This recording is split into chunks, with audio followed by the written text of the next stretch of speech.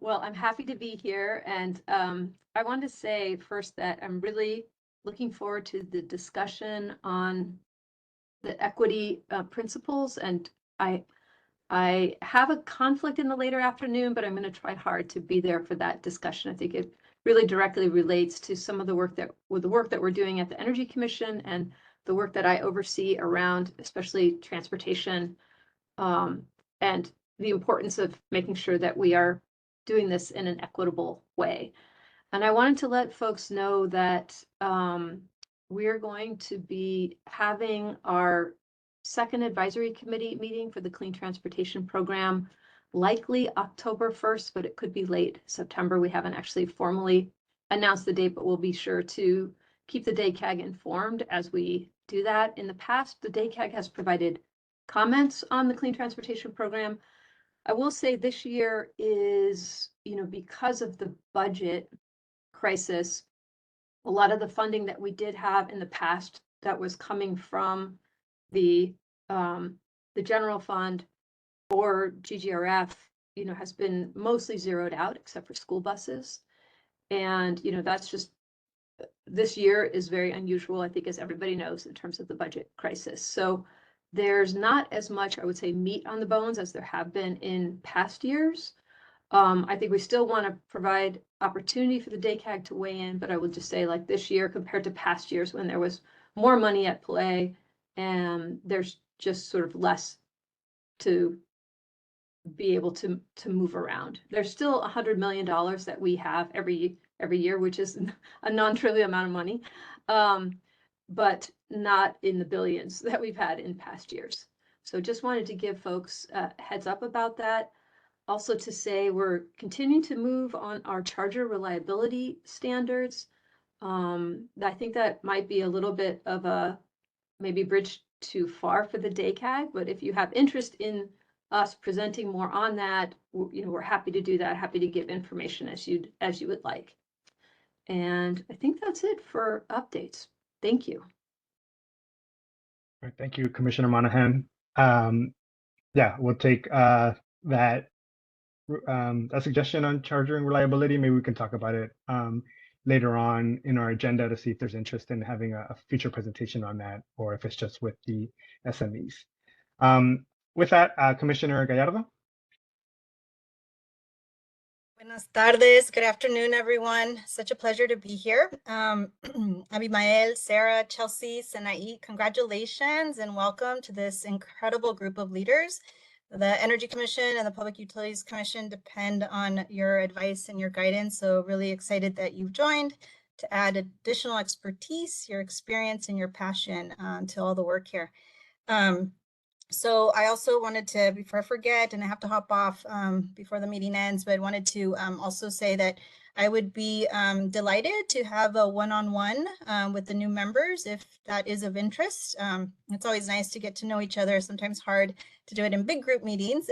So I put that offer out there. And then for you veteran DACAG members, also always willing to have a one-on-one if that is of any interest.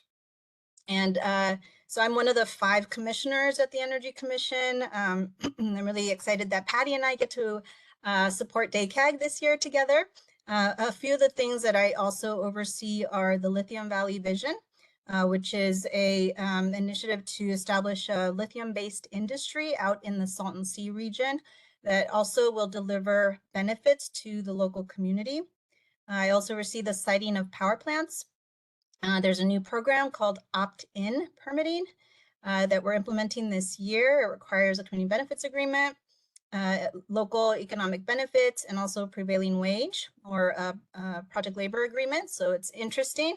Also, I lead our efforts on justice, access, equity, diversity, and inclusion. And we have a proceeding that's moving this year. We're going to have our first workshop in the next few months. So we're also going to look to see if DACAG would be willing to give us some guidance on that. So we'll provide more details, and then you can determine if you're able to provide input. So just a flavor of the things that I'm working on with Patty. It's very clear. It's all transportation related, or mostly transportation related. I have things that are all over the place. But anyway, happy to engage with you further if you want any other information. And again, congrats to the new members, and thank you, Roman, for giving me the opportunity. Thank you, Commissioner Gallardo, for that.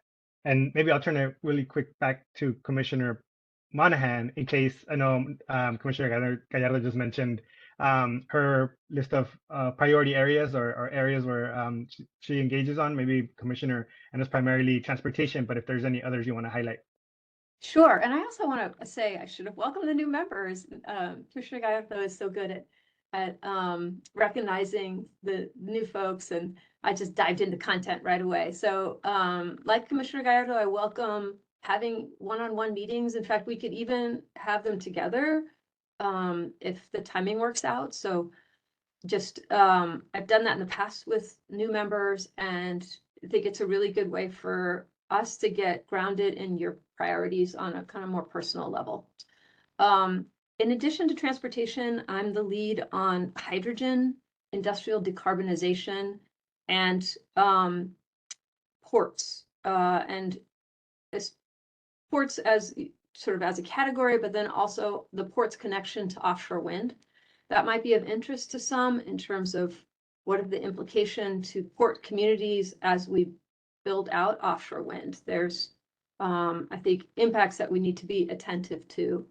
And so, we're considering different ways about how to structure public engagement to make sure that as we move forward, we're doing it in a way that really engages communities and particularly impacted communities. On the hydrogen side, we have some, we've had limited funding actually for hydrogen and industrial decarbonization, again, because the budget, the amounts have been shrinking.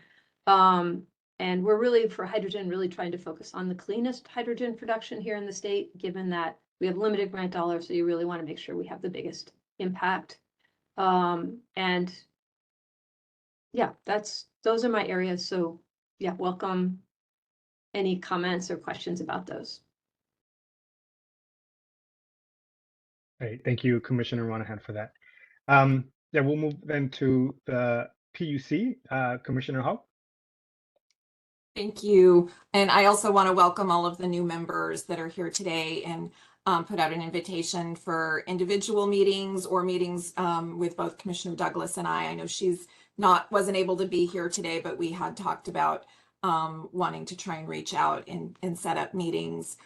In particular, how we can continue to look at different support systems for participation in PUC proceedings, because we recognize that it can be challenging and want to try and see how we can make that as easy as possible. So I welcome that opportunity. And again, really excited to see all the new members and look forward to working with all of you. A couple of updates and then some of the areas I'm working on. I'm the lead commissioner for our high distributed energy resource proceeding, looking at distribution grid planning, our avoided cost calculator proceeding, our building decarbonization, our disconnections proceeding, our tribal policies, rulemaking, the lead commissioner on our Sempra general rate case, and our provider of last resort. And then I'm also the Bagley King partner on our efficiency proceeding, our finance proceeding, and just a host of other things. Some of the updates I wanted to provide today are my office in the PUC co-sponsored a workshop with the Bureau of Indian Affairs on right-of-way issues on tribal lands. Recently, we had really great turnout. I think there was over 160 people, both online and in the meeting. We're going to follow up and do some regional discussions that are specific to utility territories. So if anyone wants any information, the presentations, PowerPoints, and the presentation portion of the meeting were recorded and are on our website, and there's additional information. And please reach out to either my office or to Ken Holbrook, our tribal advisor, if you want more information about sort of next steps or the meeting. We are still looking at implementation of a pilot project that would be looking at providing upfront grant funding to community-based organizations. I think There's still some things we need to work out between what was issued in the decision and what the working group had recommended. So it hasn't been announced, but I think we're going to be looking at having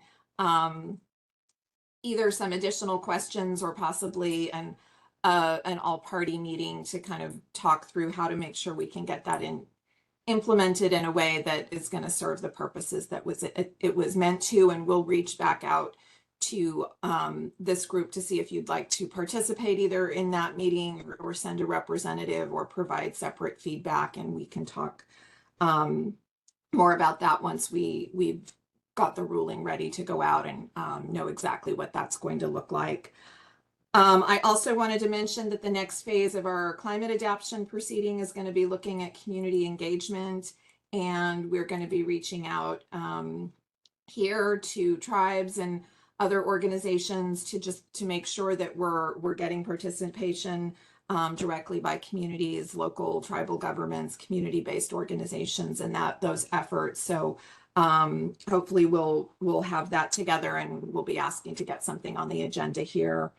Our phase 4 in our building decarbonization proceeding, we just issued a scoping memo where we're going to be looking at development of a decarbonization action plan, examining what voluntary zonal pilot projects could look like, and how to make it easier for consumers to stack incentives, whether there are incentives, federal incentives, or other mechanisms to help pay for building decarbonization, particularly for existing buildings in vulnerable communities.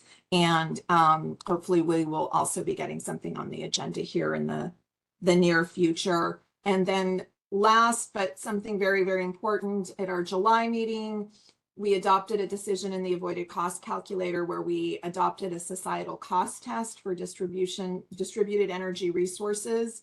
So the idea here was to balance societal cost and benefits of DER programs against potential affordability impacts that could result from funding these programs, and consider multiple factors when making demand-side resource decisions, including cost to ratepayers, societal benefits of reduced air pollution, environmental benefits, cleaner energy, and affordability impacts. And so this adds a mandatory fifth test for information when making these decisions. And this test looks at the cost of carbon, it looks at methane leakage, and it looks at air quality pollutants I cannot talk today, and the cost effectiveness in DERs. So if you're interested, I would encourage you to go look at the decision. We will be having further discussions about what that means and what it looks like as we move forward, including looking at some workshops to talk about guidelines about how to implement these tests. But if there's any questions, please reach out to me, or we can try and set something up with staff to walk through this. And again, we'll be having workshops and make sure to get that information to this group as well. And so I think those are my updates for now, other than we also have the high DER staff proposal out, and comments have come in on that, and are hoping to move forward with getting our grid planning to match what we need for the grid of the 21st century. And that will be including community engagement efforts to better target both pending load and known loads for grid planning purposes, to make sure we can connect EV charging stations, new homes, hospitals, and all of the things that we've been seeing are challenges with the new load coming online. And those are my updates. Thank you, Commissioner Hart, for that detailed update. Really appreciate that. And yeah, I wrote down to look further into the avoided cost calculator, because that definitely sees something of interest, and maybe something that as a group here we discuss during the future agenda items as something that we might want to bring back for a further discussion and a deep dive. So I saw Elena give a thumbs up there, so it looks like might be some, and then Steph nodding her head too. So probably want to bring this back up again. All right, thank you. As you mentioned, Commissioner Douglas is not here. She is represented, but will not be giving remarks today. And so let's move on to other leadership. I believe Commissioner Baker is joining us. Yes. Share the. Can you hear me? Yes.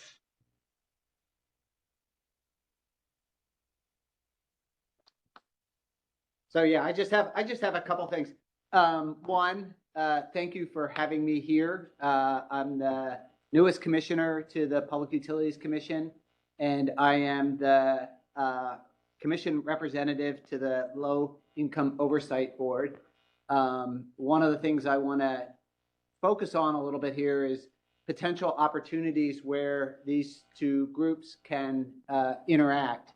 But I do want to emphasize I am not speaking for the LIOB. I'm just speaking for myself. I'm not speaking for the commission. Kind of usual caveats all apply. I also want to welcome all the new folks. I'm happy to talk, particularly if you have any ideas on cooperation or collaboration between the two boards. Love to be there for it. I want to talk about that for about a couple minutes. To preface that, I do want to talk about some of the threats that I think that we're facing, that affordability in general is facing. And this week was the first week that the Senate Bill 695 report came out, which talks about, why we are where we are in terms of rates and bills. I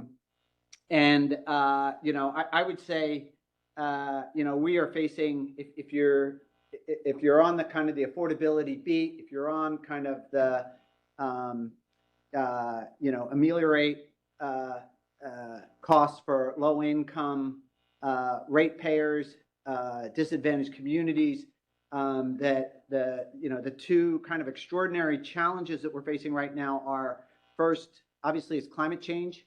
Climate change is making things hotter, and many communities are extraordinarily stressed right now.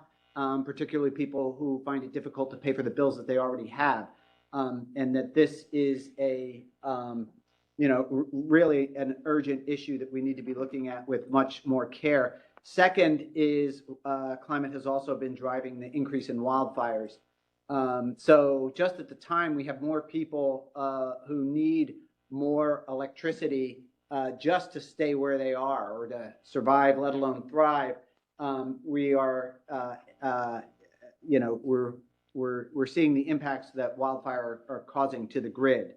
All of these are raising rates and raising bills. So this first slide, I think, demonstrates best what wildfires have done to the overall cost. This is from the Senate Bill 695 report. For basically from 2016 to like 2021, the combined revenue requirement, that's everything that gets thrown into rates for all three utilities, was about $30 billion a year. Stays pretty flat, you see that. And then around 2022, it goes up and then keeps going up considerably, and we expect it to go up again next year. So overall, we're seeing cost increases of 20, 25%, 30%, I think, for next year. The place where, and then when you turn that into rates. So costs are going up by, if you go to the next slide, costs are going up by 20 or 25%. But rates over that same period of time are going up as much as 100% or 80%, depending on the utility. And the reason that's happening is mostly due to legacy NEM 1 and 2, where you have a lot of these costs are being just kind of focused on a smaller and smaller group of people. And that's kind of the best, visualization of kind of the interplay between costs and rates. I would encourage you all to get a briefing on the Senate Bill 695 report. I'm only touching on a couple pieces of it, but it's a super, super important report. So where we are right now is we have high costs. It makes it harder for people to cope with heat. It slows the energy transition, and it really starts to put pressure on the low-income programs that are so vital here, because we're not able to keep up with the changes that are happening. So I kind of like to think of the electricity system as like a giant single-payer healthcare system. Like, we have everybody pays to a socialized set of activities.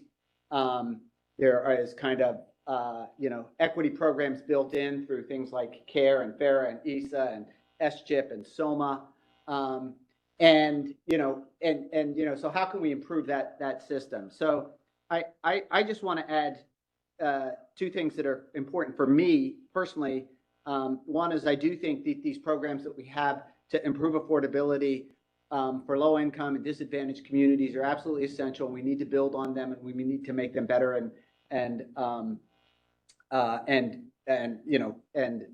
more effective, and have more funding. But I also think it's really important that programs are not enough. All of the public purpose programs are really supported by other ratepayers. As rates go up further, there's going to be more pressure to try to cut costs. And while I think that equity programs should be the last thing, in fact, they should be building while there's a rate increase, I think we will see more pressure on all programs there. And then, so what can we do about this together? Or what, the commission, the Energy Commission, DACAG, and the LIOB. One is, I think we can identify gaps that need to be that can be filled by programs. What can we do to help ameliorate some of these problems? And I think we want to make sure that we're trying to do this so that we're identifying threats, that we're lowering bills to participants, and we're trying to minimize the impact on the entire system.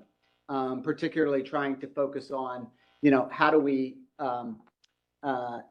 do things that can possibly even have a positive impact on rates and bills. And one of the things I'd like to see, or I'd be interested in, is more cooperation.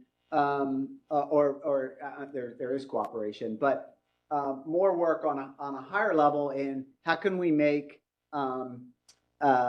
space conditioning, particularly air conditioning, have the same kind of the same emphasis that we place on heating. Like if somebody goes without heating, it's a landlord could be taken to court. We try to make sure that never happens. I think we should be doing the same thing in hot zones for around cooling. So in that regard, how can we make some of the programs that are focusing on energy efficiency and electrification and solar work together in ways that reduce the bill impact for people? Will create new load in the form of air conditioning load, but it's efficient load, and that it's in creating efficiencies between the programs where they can work together.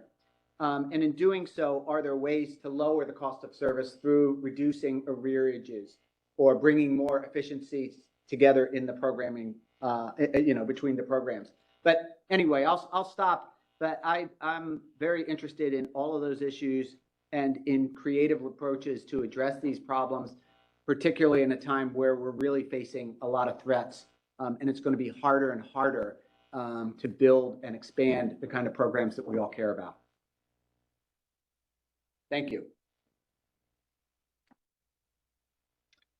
Thank you, Commissioner Baker. Really appreciate that overview and the slides. I think that's definitely something of interest for us. That thinking about future presentations on this report, but then even just thinking about these gaps, right, that we could be filling by by programs and other things that you identified is something that we are definitely interested in engaging on and providing recommendations on. So definitely something that we'll be following up on. And in regards to the LIOB, yeah, it's something that's been on our agenda for I think for many years now, and we haven't really done much there. So looking forward to potentially figuring out ways to improve that collaboration.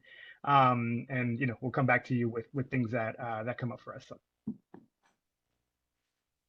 Great. Well, with that, that concludes item number 3. Appreciate all commissioners' time and providing updates here and all the information you shared with us. So with that, we're going to move on to item number 4. And I will note that we do have a packed agenda.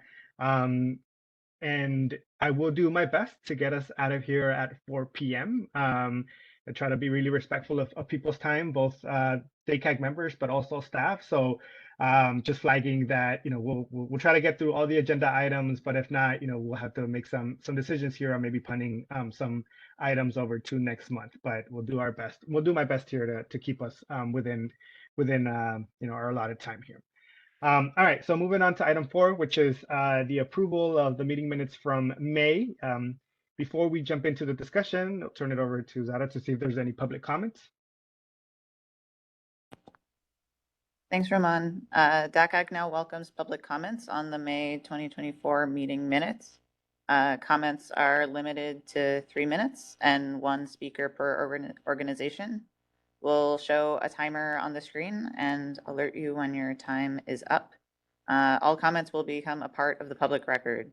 Please let us know if you would like to make a comment so we can call on you. For those on WebEx, use the raise hand feature that looks like an open palm. For those of you joining by phone, press *3 to raise your hand and then press *6 to unmute. For anyone in the room, you're welcome to raise your hand.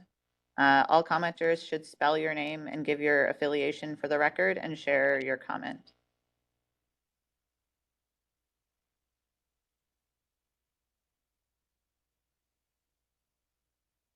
Do we have any comments?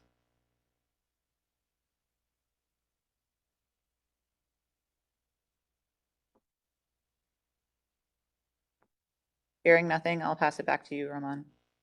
All right, thank you for that. All right, so then we'll move to DACAG member discussion and to approve these minutes.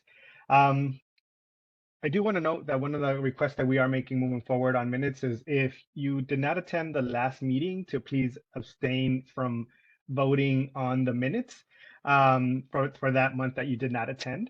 So just flagging that for folks. And if you need a reminder whether you attended or not, I can help you with that when we do roll call.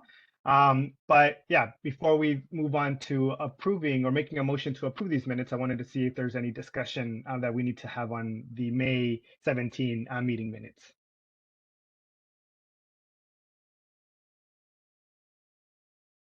All right, hearing none, will someone be willing to make a motion to approve the May 17, 2024 meeting minutes? Ramon, am I allowed to make a motion if I'm the secretary Yes. currently? All right. Temporarily. Okay. I like it. I like the commitment here. Temporarily. All right. Anybody want a second? Stephanie, I'll second. All right, Stephanie, thank you. So Sarah makes a motion, Stephanie seconds. Let's do a roll call. Say aye if you're in favor, nay if you oppose, or indicate if you will be abstaining. Abimael? Aye. Okay. Chelsea? Aye. Okay. Curtis? Abstain. Thank you. Elena? Abstain. Thank you. Fred? Abstain. Thank you. Julia is not here. Roman, aye. Sarah? All right. Sanaid? Abstain. Thank you. And Stephanie? Aye. All right, thank you. Okay, motion passes. Meeting minutes for May have been approved. Moving on then to item number 5, introduction and meet and greet with new DACAG members. So we have one new DACAG member joining us today, Sanaid Forthaw, and if I got that wrong, please apologize for that and please do correct me there.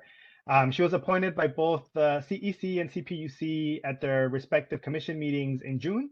We're excited to have you joining us on the DACAG, and we would like to take some time for you to introduce yourself and then move on to other members to introduce themselves as well.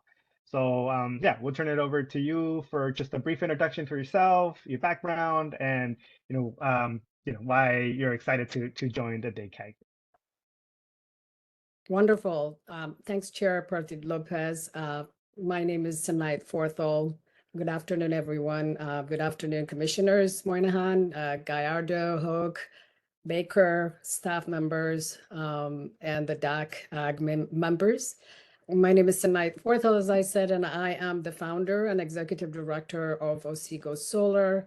We are a 501c3 nonprofit organization dedicated to making solar energy and other clean technologies affordable and accessible to all our communities. Our primary focus is on community outreach and education, and we are based in Irvine. A little bit about my background. I am an urban planner and an industrial designer by training, with additional training in distributed energy resources such as rooftop solar, energy storage systems, EV charging, and heat pump technologies. I also have some experience in building energy efficiency, electrification, and climate change policy and advocacy. I am thrilled to join this advisory group and look forward to working with all of you in advancing policies that will improve the lives of our underserved and under-resourced communities throughout California. So I'm thrilled to be with you. So thank you and nice to meet you all. Great, thank you for that introduction, Sanai. Appreciate that, and yeah, really happy to have you joining us in this meeting and for future meetings. So now we'll just do a quick round of introductions, just so you know who else is on the DACAG here. Yes, very similarly, just your name, a little bit about your background, and then maybe some of the priority areas that you're a part of. One of the things that we do have as part of the DACAG are priority areas where we kind of focus in on, which we'll get to later in the agenda, where we then have staff come and present to us, right? Where those presentations can't come to the full DACAG. There's some priority area presentations that happen kind of in between our meetings. So I'll kick us off and then turn it over to other folks if they're ready. So I'm Roman Partida Lopez. I've been a chair now for a little bit over a year. And I've been on the DACAG now. I actually don't know off the top of my head, but multiple years now. And I am based out of San Diego here in Southern California, representing the communities here in San Diego, and specifically, National City and then down to the border region. In my day job, I'm the Senior Legal Counsel for Transportation Equity at the Green Landing Institute, and been with that organization for about 7 years now, primarily working on transportation, electrification, and mobility issues at the state and federal level, and to some degree at the local level. And some of the priority areas that I'm a part of are transportation, the transportation electrification one, hydrogen, community outreach and engagement, and I can't remember all of them off the top of my head, but those are just some of the few that I currently engage on. Others who are ready, just feel free to come off mute and introduce yourself.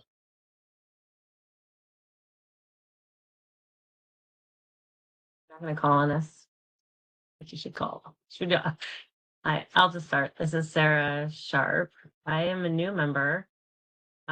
This is my second meeting, and I am in Fresno, based in Fresno, and I work in my day job for a nonprofit called Central California Asthma Collaborative, and we do asthma services, but we also do climate work, mostly focusing on building decarbonization and electric vehicles. But in my previous jobs, I was an advisor to one of the CPUC, a commissioner for 4 or 5 years, and I also worked at US EPA. And then I'll leave it there. All right, thanks, Sarah. And yes, I will call on folks just to move this along quicker. I'll go down the boxes here. Abimael. Hi, my name is Abimael Chavez Hernandez, and I'm based in Modesto, California. Working with communities here, and a bit about me. I usually have worked in policy advocacy, budget advocacy, and the areas I'm interested in are affordability, workforce training development, and tribal and community engagement and participation, and community engagement in general. So yeah, thank you, Iman. Thanks, Abimael. Chelsea. Thank you. Yeah, I'm Chelsea Kirk. I'm also a new member, joined in May. So this is my second meeting. I'm based in LA. My background's in tenant advocacy. Currently, I'm a policy director at Strategic Actions for a Just Economy. We're a community-based organization in South LA focused on advancing tenants' rights. And at SAGE, I focus on our building decarbonization work, so really ensuring that decarbonization policies, both locally and at the state level, center renters and are really ensuring that they can be the beneficiaries of climate policy. And my priority areas are affordability and decarbonization. Thank you. Thank you, Chelsea. Curtis? Good afternoon. My name is Curtis Silvers. I'm in my third year on the DAC. Priority areas that I'm focusing on is community outreach engagement and the workforce development. Professionally, the EVP of the Los Angeles Brotherhood Crusade, which is a trauma-informed youth development organization focusing primarily in South Los Angeles. And one of my duties at Brotherhood Crusade is to oversee the environmental sustainability initiative that we work with young folks of color to go into the community to talk about climate control, climate issues, environmental issues, energy efficiency, and so forth. So welcome to DACAG. Thank you, Curtis. Fred?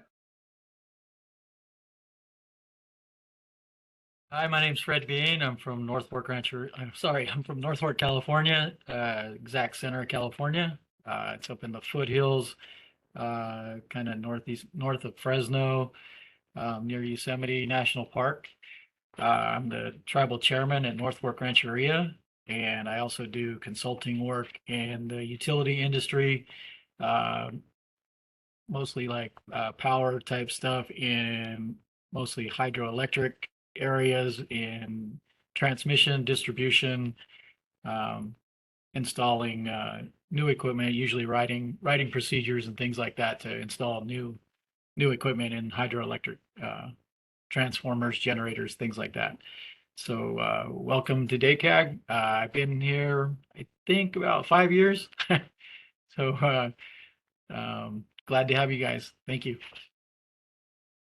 Thanks, Fred. And Stephanie? Folks, and welcome new members. I'm Stephanie Chen. My day job is as Director of Legislative Affairs for MCE. We're a Bay Area CCA Community Choice Aggregator.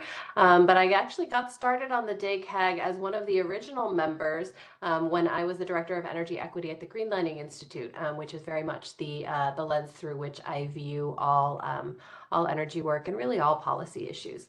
And so it's great to be working with you all and look forward to continuing our conversation.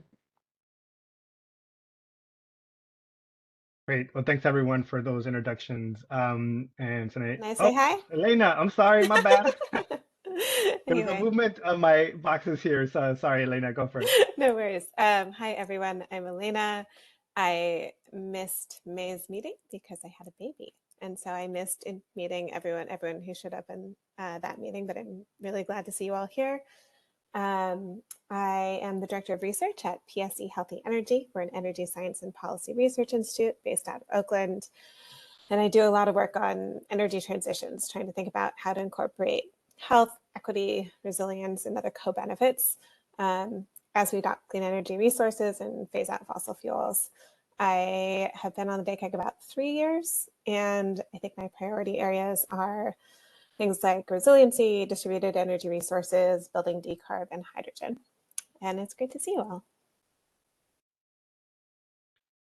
Sorry about that again, Elena. And yes, thank you for joining us, especially with your newborn there. So yeah, appreciate your time here.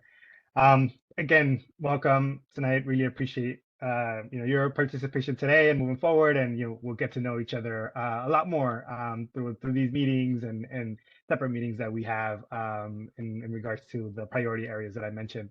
Later on, we all identified some priority areas, but you'll be able to then also identify those of interest to you and that you might be able to join depending on how many members are already part of those priority areas. But we'll get to that in a future agenda item here. So with that, we'll close item 5 and move on to item number 6, which is DACAG officers, where DACAG may discuss, nominate, and appoint a DACAG secretary. For those that missed the meeting last month, we appointed a chair, myself, and then a vice chair with which is Julia. So that left a vacant position for secretary.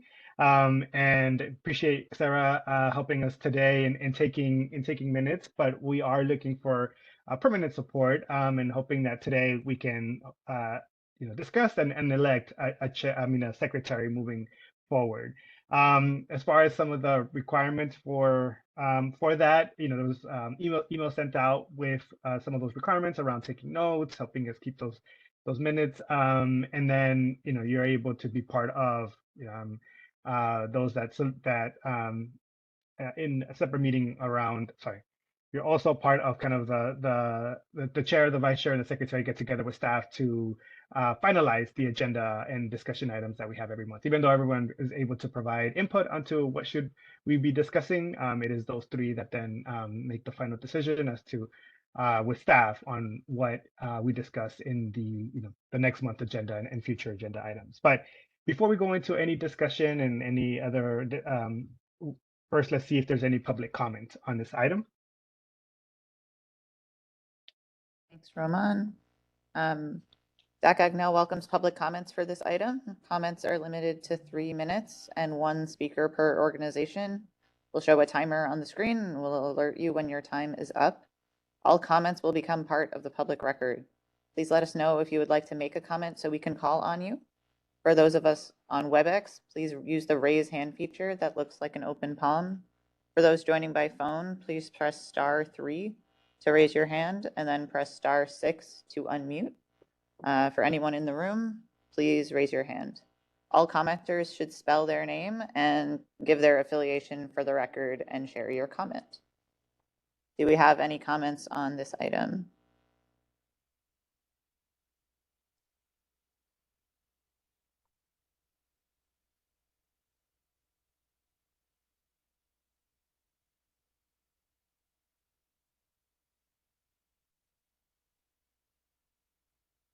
Seeing none, I'll pass it back to you.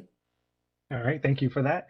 Okay, well now let's turn to DACAG discussion. So as mentioned, we have 1 officer position available. Yeah, and if there's any, I want to see if there's any questions or comments on the position itself, and if first, and then if not, then we can look to see if there's anyone is interested in taking on the role.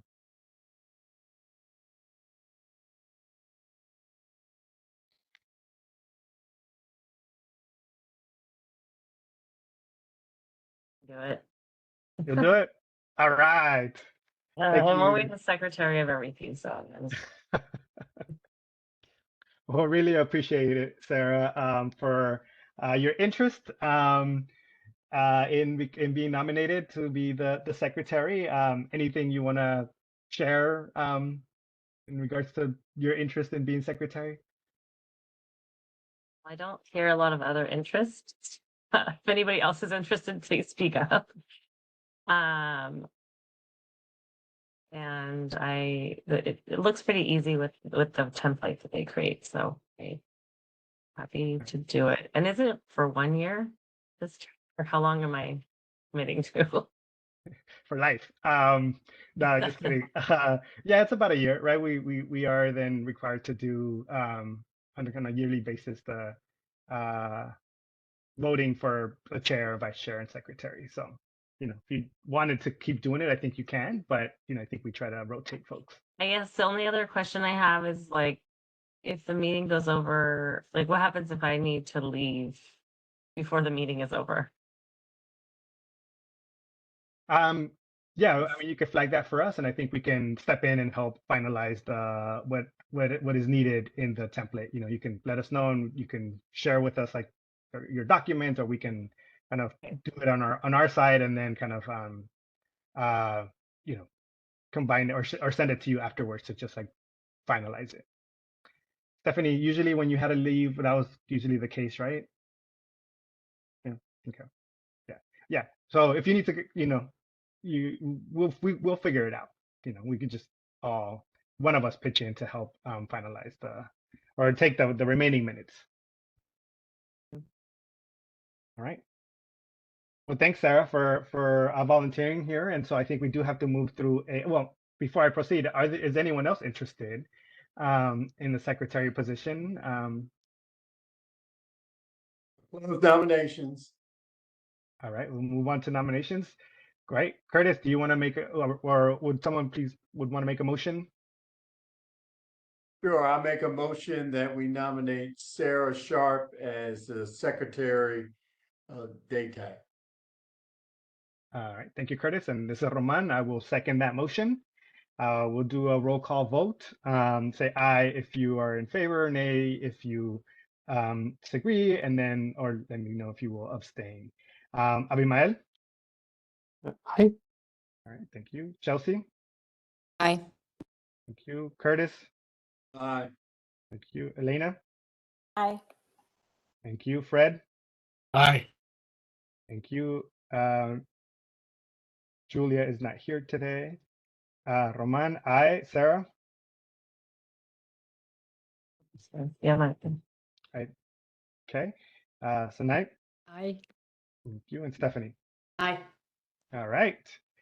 Thank you. Unanimous. Thank you so much. And once again, thank you so much, Sarah, for your interest and for being our secretary moving forward. All right. So with that, You were the one, were you the one who seconded it? I did. Yes. Okay. Just making sure I got it. Thank you. All right. So with that, we'll move on to item number 7, which is a Sempra presentation. So SoCalGas and SDG&E will present on their environmental social justice pilot study plans related to risk mitigation. I welcome utility staff Jill, Scott, and Jamie to present on this item.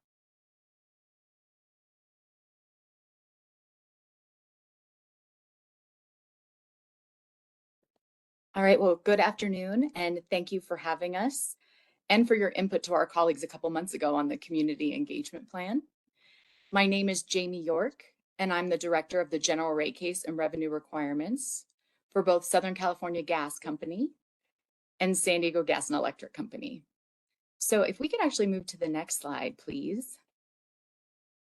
Today, my colleagues and I will largely be seeking your feedback on our environmental and social justice pilot study, which, as you can see in this agenda below, we anticipate that will take a majority of our time together today. But before we move forward, I'm going to let my colleagues introduce themselves. So I'll pass it over to Jill, and we'll start with you. Hi, good afternoon. My name is Jill Tracy. Thank you for the opportunity to present our environmental social justice pilot study and get some feedback from your group. I'm Senior Director of Risk and Compliance for SoCalGas, and Scott Pearson and I will be going through the 7 action items that comprise our ESJ pilot study. And I'll turn it over to Scott for his introduction. Thank you.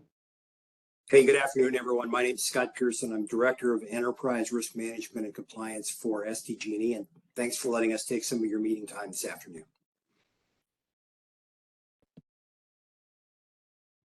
All right, so with that, we're going to start with some background about why we're here and then the feedback process. So currently where we are with our environmental and social justice pilot is we are in the design and planning stages, and that's what we're going to present to you today. Now, we anticipate that the highest priority needs of the disadvantaged and vulnerable communities will then inform our pilot.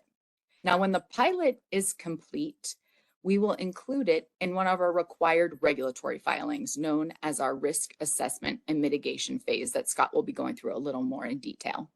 But really the goals of today are really just to seek your input on our environmental and social justice pilot study. So before we go into it, we briefly wanted to inform you who we are. So if we can move to the next slide, given that we heard your extensive and very impressive backgrounds, I'm going to cover this very quickly. So SoCalGas is the nation's largest natural gas distribution utility that serves energy to over 21 million customers throughout Central and Southern California.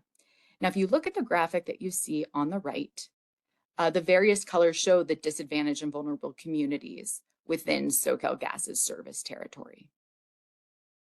And then next, if we go to the next slide, we'll move to SDG&E. SDG&E is an electric and natural gas utility that serves energy to 3.7 million San Diego County and Southern Orange County residents. Similarly to the map we just saw for SoCalGas, you see the graphic here on the screen, and the various colors specifically provide the disadvantaged and vulnerable communities with SDG&E service territory. So now I'm going to turn over to Scott. He'll provide additional background, and then as Jill indicated, we'll start going through what we envision for this pilot. Thanks. Super, thanks, Jamie. Next slide, please.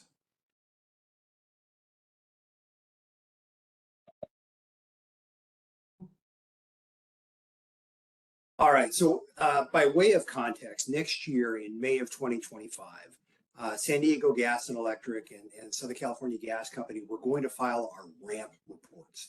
RAMP is an acronym. It stands for Risk Assessment Mitigation Phase.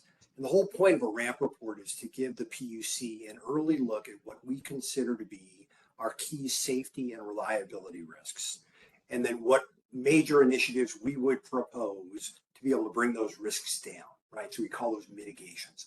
And so at one level, a RAMP report is essentially a collection of risk assessments and mitigations. This year, when we file our RAMP report, we've also been ordered to file the results of this ESJ pilot. And the pilot's objective right from the ordering document is to ensure that the risk assessments and mitigations address the issues of the most vulnerable. And here the most vulnerable are identified as the disadvantaged and vulnerable communities, as identified in the Cal EnviroStream. And so what our approach here is, it's a pilot. So we're going to look at a few of our key risks and at a high level, take a look and see whether or not those risks disproportionately impact disadvantaged and vulnerable communities. And then whether the benefits from our mitigations, whether those disproportionately benefit non-disadvantaged and vulnerable communities. And there's a whole set of potential benefits from something like this. We've got some illustrated at the bottom, but fundamentally the benefit here is to focus on this segment of the population and to look at what's happening both in terms of the risk impacts and the risk and the mitigation benefits. Next slide, please. So Jamie alluded to this. These are the ESJ pilot's 7 action items, and we're going to go through these one by one. But we thought that it would make sense to be able to show you all 7 on one page so you can get a sense of what the scope of the initiative is.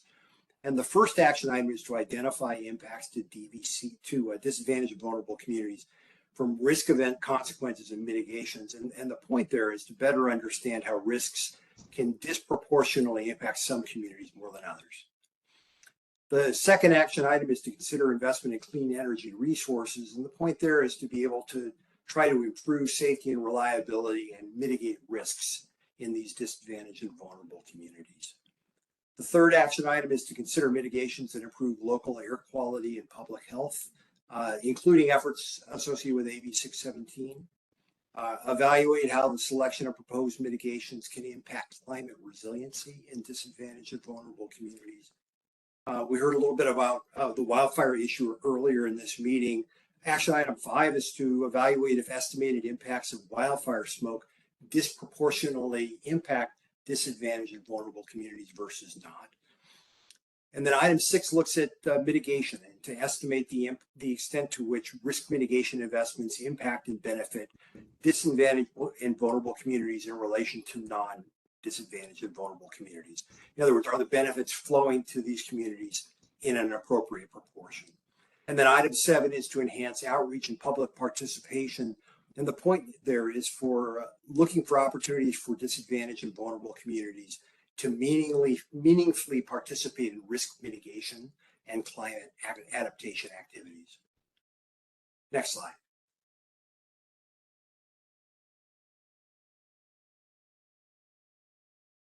And so these are some examples of risks and mitigations that are going to be at issue here in the ESJ pilot. For San Diego Gas and Electric, the 2 risks that we're going to focus on, the first is catastrophic wildfire involving San Diego Gas and Electric equipment. And the types of mitigations, that risk is fairly self-explanatory. The kind of mitigations that we're looking at here relate to hardening of the system. That's both hardening the lines that are in place, like overhead lines, by replacing wood poles with steel poles, or increasing the strength of the conductor to withstand like the wind events during Santa Ana conditions and so on, to hardening our lines by strategic undergrounding them in some of the high fire threat districts to be able to reduce the wildfire threat. And then the electric system integrity, that's all about reliability, right? That's looking at our distribution system, our transmission system, our substations, and looking at what reliability challenges they have. And so the mitigations all have to do with how do you turn the lights on more quickly. So wireless fault indicators is one example for overhead equipment. Underground equipment like underground fault detection, both are the same kind of thing. They give you a very quick assessment of the vicinity of the fault, which allows us to be able to focus on that area, be able to check that out, and be able to correct whatever's wrong and get the lights back on. But for Southern California Gas, let me turn it back to Jill Tracy to walk through those risks and mitigations. Thanks so much, Scott. So for SoCalGas, we have two risks that we've identified. One is excavation damage, which is basically hitting underground pipelines. Mostly this happens when there is construction in your neighborhood, or you're doing some landscaping work, installing a new fence. And the mitigations that we engage in include locate and mark. And basically that means that you take out a SoCalGas employee goes out into your neighborhood and they mark underground infrastructure, either with spray paint. And you might have seen some of the spray paint in your neighborhood. If you're walking around, you'll see different colors, and the different colors mean that there's different infrastructure underlying your streets. So yellow means gas infrastructure. Another mitigation for excavation damage are locator standbys, and that's where we have specially trained SoCalGas locators who watch and oversee contractors who are digging near identified infrastructure, and to make sure that they do not impact our underground pipelines. Another example of a mitigation is called potholing or daylighting. And that's where we dig a small excavation to confirm the location of a pipeline. And it's called daylighting because we're exposing our pipelines to the daylight to confirm that that's where they're actually located. A second example of a risk that SoCalGas is evaluating as part of this pilot study is called mitigation or medium pressure gas system. And those are the distribution pipelines that take gas from our high pressure transmission and deliver that gas to your homes in the neighborhood. Some of the mitigation examples include the 811 campaign. I'm sure you've seen examples on billboards when you're driving to work or on social media. And that is a campaign where you call 811 and we will go out to your neighborhood to identify your underground infrastructure.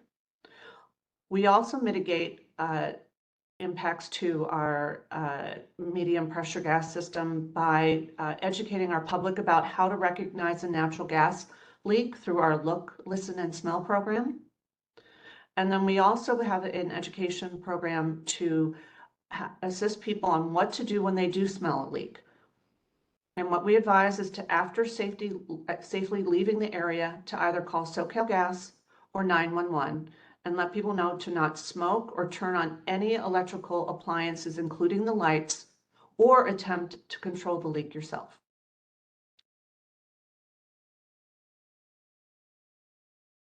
We also, to mitigate medium pressure gas system failures or gas leaks, is that we engage in pipeline replacements to remove older pipelines with new plastic modern pipe, reducing the risk of leaks caused by corrosion.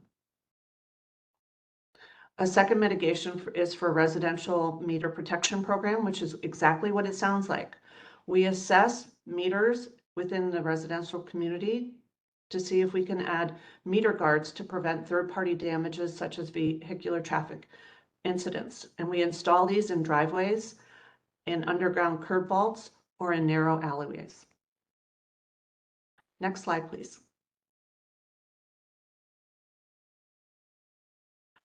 So as Jamie noted, the primary purpose of this presentation, not only to educate you on our pilot study, but also to get your opinion and your feedback on our pilot study at the very earliest stages. Our goal is to make this session as interactive as possible and gather meaningful feedback. Some of the questions as examples that we're going to pause while we go through our 7 action items are, what actions stand out as being noteworthy? Or are there other higher priority safety, reliability, or climate resiliency issues that you would like us to consider? Are there other risk mitigations or activities that you will feel will be particularly valuable? And then are there any other observations or thoughts that you might have? The Sempra Utilities have also set up a open email called esjpilotstudy@semprautilities.com. So if you don't feel comfortable or you're not prepared to send us feedback at this time, please take note of this email and we'll have it available, and it'll be regularly manned so that we can take your feedback and compile it and consider it when we're in the early scoping phases of our pilot study, but also as we're evaluating our 7 different action items for both utilities. And next slide, please. All right, so here we're getting started. Our action item 1 is to look at risk impacts to our disadvantaged communities. And on the left, you see that there's the 2 specific types of risks and consequences and mitigations for both SoCalGas and SDG&E. We've already talked about excavation damage and medium pressure gas system for SoCalGas, and for wildfires involving SDG&E equipment and electric infrastructure integrity for SDG&E. What we're planning on doing is evaluating our baseline risks based upon our risk drivers of safety and reliability, and comparing this between our DVC and non-DVC communities. And what we're going to do is take out our data across each of our respective service territories and then overlay it with our CalEnviro screen data. We are also considering additional screening tools per feedback that we received from our CBO working group, and we welcome your feedback in the event that you would like us to look at other screening tools, including whether or not you'd like us to consider surveys or other outreach mechanisms so that our data set is robust as we do this evaluation. And as our approach notes, we will identify the risk drivers, review the consequences and mitigations, and overlay these with our DVC and non-DVC communities as set out on our CalEnviro screening tool. And I'd like to pause there to see if there's any questions, observations, or thoughts.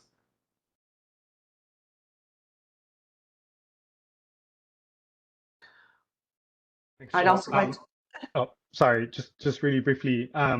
So for DACAG members, if there's any feedback, comments, feel free to come off mute to provide that as the requests are being made. Just one question for you. For these action items, earlier in the presentation, you mentioned that there was also going to be some community engagement process that's set up.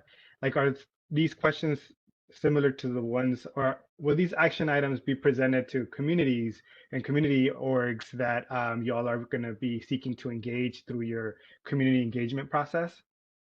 So our community engagement plan is specific to our CAVA proceeding. We did engage, but we are coordinating with that group. I think you'll see that Jeff Danker is participating in our workshop today.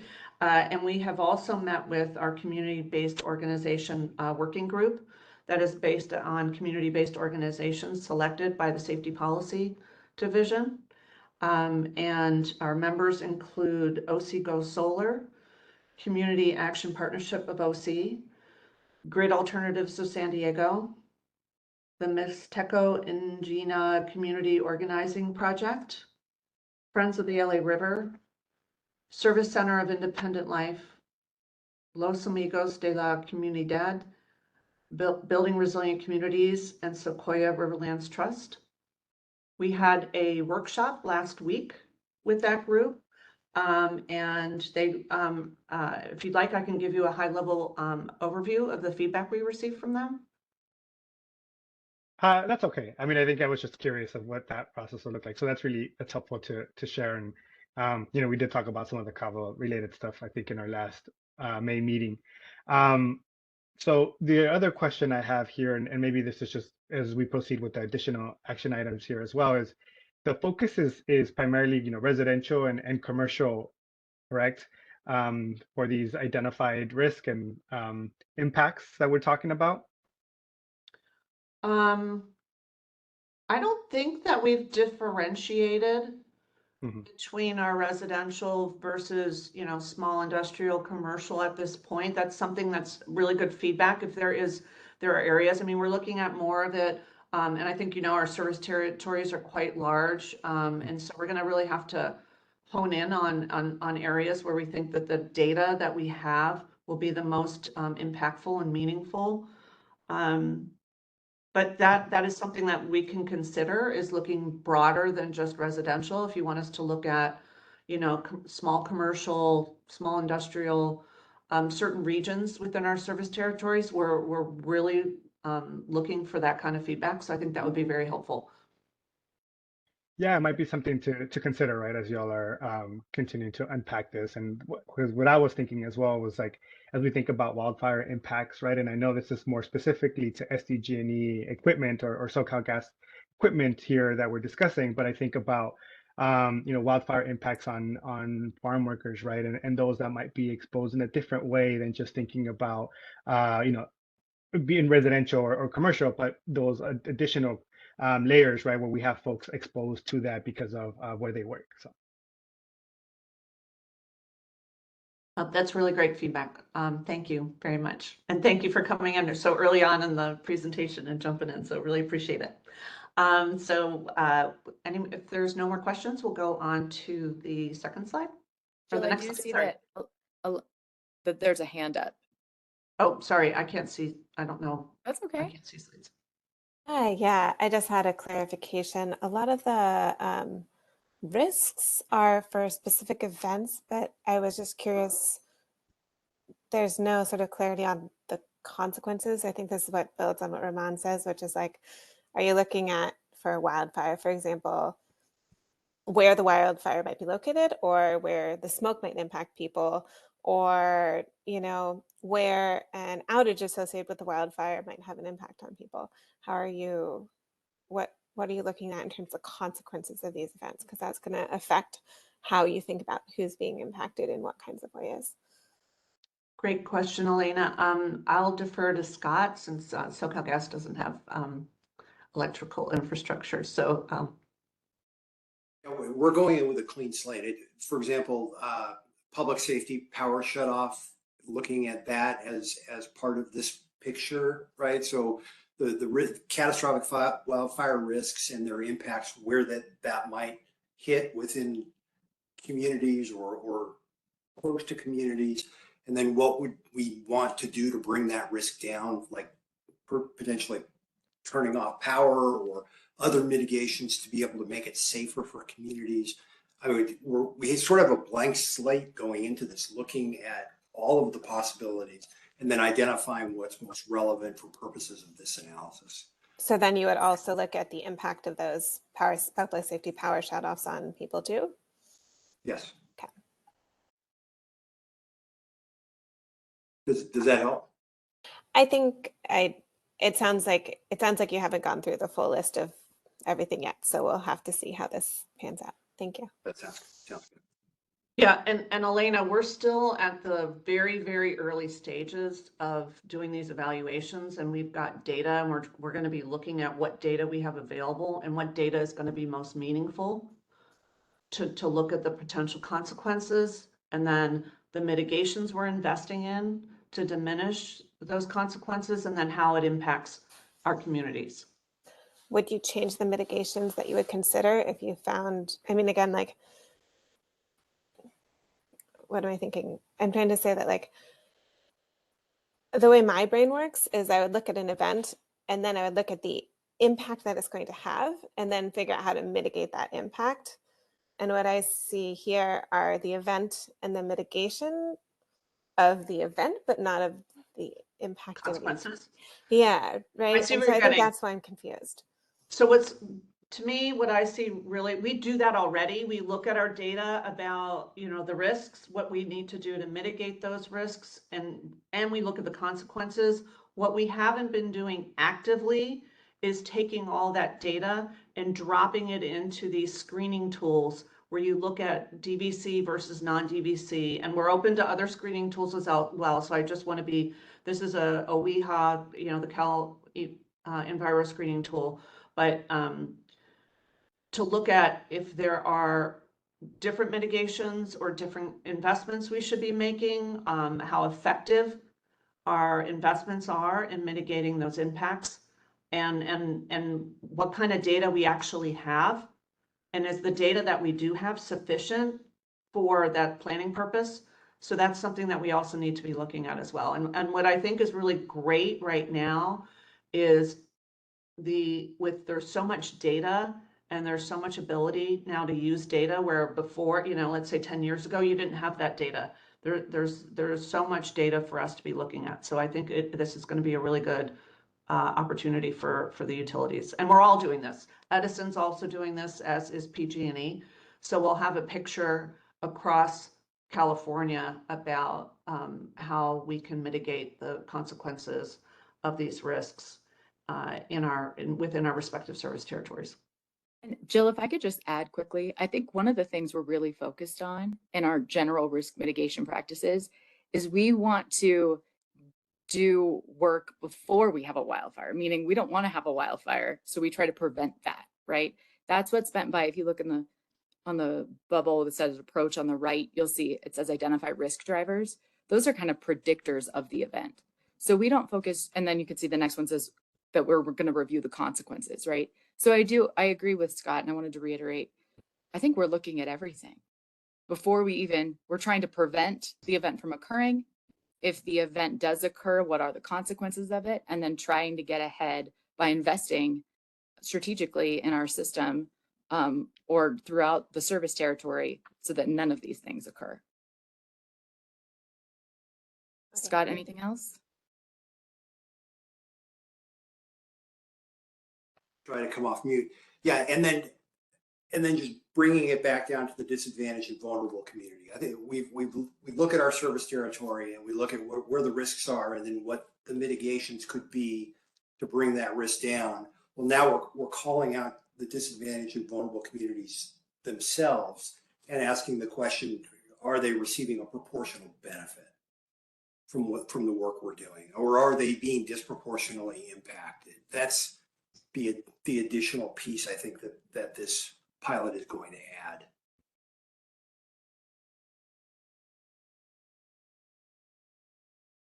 Does that help, Elena? Are you good? I have other questions, but I'll let you finish your presentation. We can come back at the end. Thank you. That sounds great. Okay, thank you. Okay, next slide, please. Okay, so action item 2 relates to clean energy investments. We're very excited to discuss our existing and planned clean energy investments, which we know is part of DACAG's equity framework. And so what we are looking at for SDG&E and SoCalGas, SDG&E is looking at existing and planned microgrid projects and energy storage projects. And for SoCalGas, we're looking at hydrogen microgrids and hydrogen refueling stations. And when I say hydrogen, I mean clean renewable hydrogen. And so we are going to evaluate the future locations of these projects in relation to DVC areas and evaluate their impact on safety, reliability, and clean air. We'll talk about clean air in our next action item. As I think you know, microgrids and refueling stations are part of our utilities' initial investments in the clean energy space. So we're very excited to be able to look at this data and potentially look at locating some of these future projects in our disadvantaged and vulnerable communities. And SDG&E will also be looking at these projects with an emphasis on potential safety and reliability improvements related to electric infrastructure integrity risk as well. I'll pause there to see if there's any questions. All right, next slide, please. All right, action item number 3 relates to air quality and public health, and what sort of mitigations that we can look into that will improve local air quality and public health, and how these impacts are that we can see and have data in our DVC versus non-DVC communities. For SoCalGas, we're going to look at the Fleet Alternatives Conversion, or more simply, our Clean Fleet program. It's part of SoCalGas's sustainability goal to have a zero-emission fleet by 2035. That includes an intermediate goal of a 50% conversion rate by 2025, and we've already converted 1/3 of our vehicles to clean fuels as of mid-2022. SDG&E will provide a similar approach with a particular focus on AB 617 areas that identify community air protection areas, including the National City Region and south of the border Interstate 8 Transportation Corridor. As an example of possible mitigations, SDG&E's 2021 RAMP climate-related mitigation discussions included tree planting and zero-emission vehicles. I'm not sure many of you are familiar with the Right Tree, Right Place program that SDG&E has implemented, but it helps with both mitigating GHG and wildfire risk. And within SDG&E's Sustainable Tree Program for Community Partners, the company works with tribal nations, nonprofits, local jurisdictions, and other community members to support biodiversity throughout the region by providing and planting trees in parks, open spaces, rights of way, and even private property. In addition, SDG&E's sustainability strategy outlines the company's commitment to plant at least 10,000 trees on an annual basis to support biodiversity, improve air quality, sequester carbon, and conserve water, all benefiting our local communities, including schools and tribal lands. And I'll pause there to see if anybody has any observations or thoughts they'd like to share. We also will have time at the end, I hope, for people to share thoughts and questions as well. I see Sarah's hand. Okay, thank you.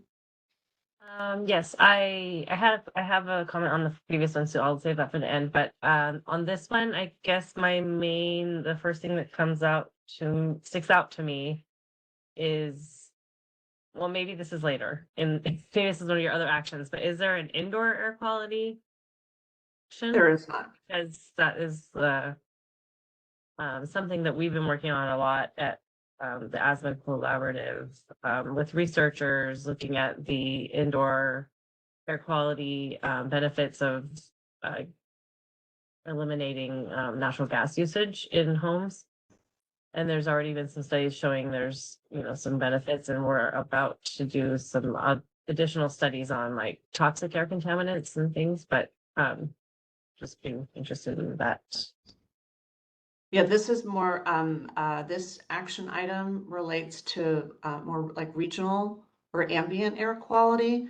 But Sarah, if you would like to provide us additional feedback, and if you'd like to share those studies with us, we'd really appreciate it. We'll have the email available if that helps, or you can put your contact information in the chat, and we'll be able to follow up with you if that helps.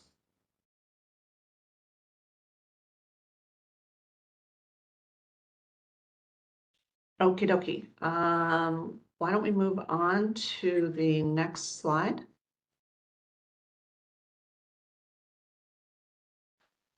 So action item 4 relates to climate resilience and how our proposed mitigations may impact climate resiliencies in our DVC communities and enhance equitable climate resiliency.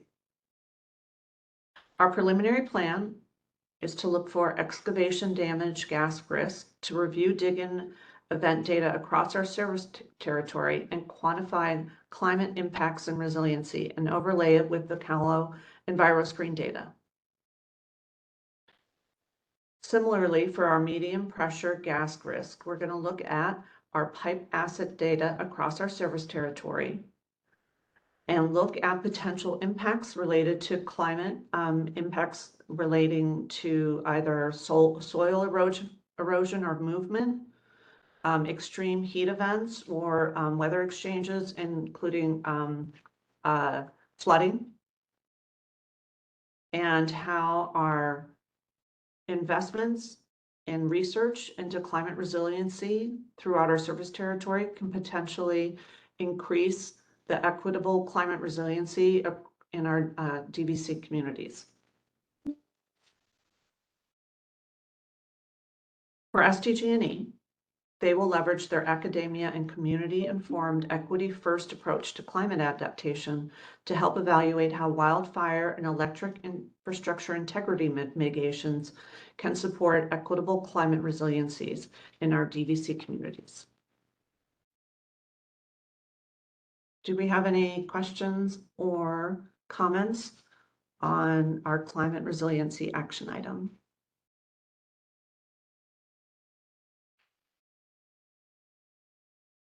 Okay, I think then we can go on to the next slide and I'll turn it over to my colleague, Scott.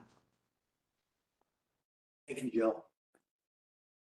So for action item 5, this is about wildfire smoke, and the action item here is to evaluate if estimated impacts from wildfire smoke disproportionately impact disadvantaged and vulnerable communities. And the first thing I'll say is the wildfire risk relates to operation of the electric grid, and because the gas company has no electric portfolio, we do. This one's just about San Diego Gas and Electric. And what our approach here is to get out and look at what the experts in this space are saying. So looking at academia, looking at what the state of California is saying, federal government, other states, other experts, and looking at, we've got some examples of the kinds of things we're looking for, whether it's wildfire smoke studies or reports.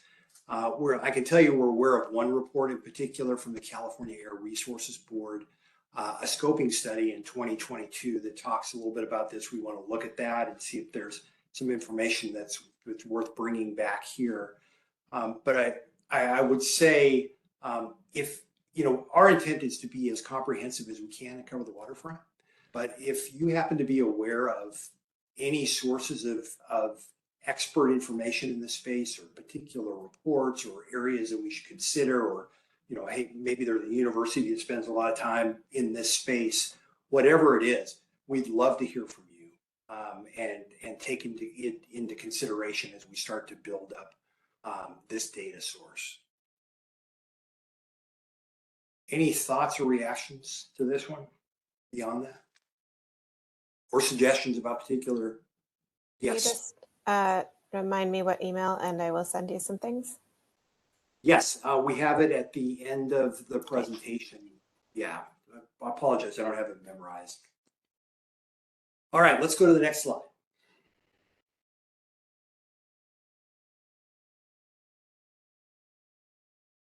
Action item 6. And so this one is to estimate the extent to which risk mitigation impacts disproportionately benefit populations that are outside of disadvantaged and vulnerable communities. So our approach here is fairly straightforward, like with excavation damage, for example. That's when people are digging in next to our lines that results in a risk event.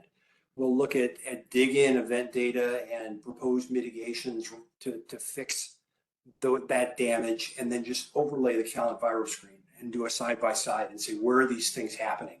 Are they happening in DVC communities or non? And then what's the proportion within each? Same with the medium pressure gas, looking at the pipeline replacement data and comparing disadvantaged and vulnerable community work and benefits versus non-disadvantaged and vulnerable communities. Same with the wildfire wildfires involving SDG&E equipment, looking at where we're hardening the lines, where are we doing our undergrounding activities, for example, or where are we doing wood to steel pole replacements, or strengthening conductor or spacing conductor, and so on. And then doing a side-by-side assessment to see what the proportional distribution is. Any thoughts about that one? Anything stick out about what we could do differently or additional here?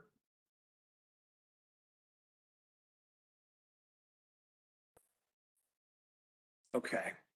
Next, why don't we move to the next slide, the final action item, and then maybe we can talk about these collectively. So this one's relates to outreach and public participation. We talked a little bit about this in some earlier questions. Here, the idea is to look to enhance outreach and public participation opportunities for disadvantaged and vulnerable communities to meaningfully participate in risk mitigation and climate adaptation activities within the disadvantaged and vulnerable communities. And so we're going to look at our community engagement plans, look at everything that we're already doing, look at activities that are outside of our community engagement plans that are currently ongoing, and asking what of those activities that we're doing can we use to sort of expand the topics that are being covered, or the benefits that that we can get from those. And then after we look at everything that we're doing, then look at what things that we can do that are additional that would meaningfully benefit the outreach and public participation process with respect to risk mitigation in disadvantaged and vulnerable communities. Any thoughts about that one?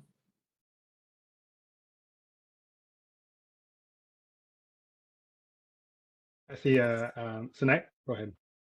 Oh, thank you. Yeah, hi, thank you. Would you be able to elaborate more how you do your community outreach and engagement, and who in particular you're targeting, language, education level, just if you can elaborate on what kind of background information you have on community outreach and engagement, it would be helpful. Thank you. Sure. So we have our community engagement plan, and we've been working with that with our disadvantaged and vulnerable communities. Would it help you if I forwarded a copy of the plan to you? Or made it available here? I guess that would be helpful. Just if you have any general idea to explain how you do your community outreach, for all kinds of, I guess, risk assessment and all that stuff. And yeah, because earlier also you mentioned that you were asking about studies and data that may be available in different places, like universities and all that stuff. And all these information are, pretty much easily accessible. Just if you put in, the subject line and find all these published studies about health, air quality, anything that matters is available. So I don't know if we as a community should provide that information. I think your staff and office should be, working a little bit more to find that kind of background information before coming in front of the committee to ask for additional support. I think that is my suggestion. Thank you. No, I appreciate it. And the intent behind the request was merely belt and suspenders. We feel we can identify these comprehensively too. But if there were areas that you hold in particularly high esteem, or we're aware of, it makes it more certain that we're going to get that kind of work, or with those kinds of studies and that kind of information. And then with the community engagement plan, I know we're working with community leaders to talk about the climate adaptation and climate issues. And the intent here would be to expand that, to start talking about risk mitigation in addition to that. The kinds of risks that we've talked about here in terms of wildfire, I know that could be an area of interest in those communities. So it's beginning that conversation and making sure that they're involved as we're considering that. Yeah, and to follow Scott's discussion, we engage in advisory workshops with identified community-based organizations. We have a series of tribal talking circles, local government outreach, and public workshops. And so the idea is this is a lot of burden to place on our external stakeholders. So we didn't want to just add a whole nother, outreach framework to increase that burden. What we want to do is leverage our existing outreach on the work that we're doing on our climate adaptation and vulnerability assessment proceeding. And then also so that we can make it more efficient for the limited resources for our external stakeholders and do it together. And that's kind of the focus for this action item. But if there are holes, if there are gaps in what we are doing now, that's something that we're probably going to be looking at as well, is that if there's a gap analysis. So leverage what we're doing now so that we don't put a greater burden on our external stakeholders with very, very limited resources, but also see if there's a gap analysis, if there's more that we can be doing.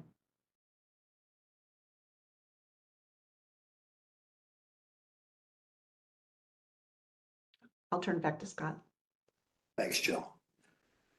Other thoughts or questions? Things that we could do different or additional here that we should take into consideration?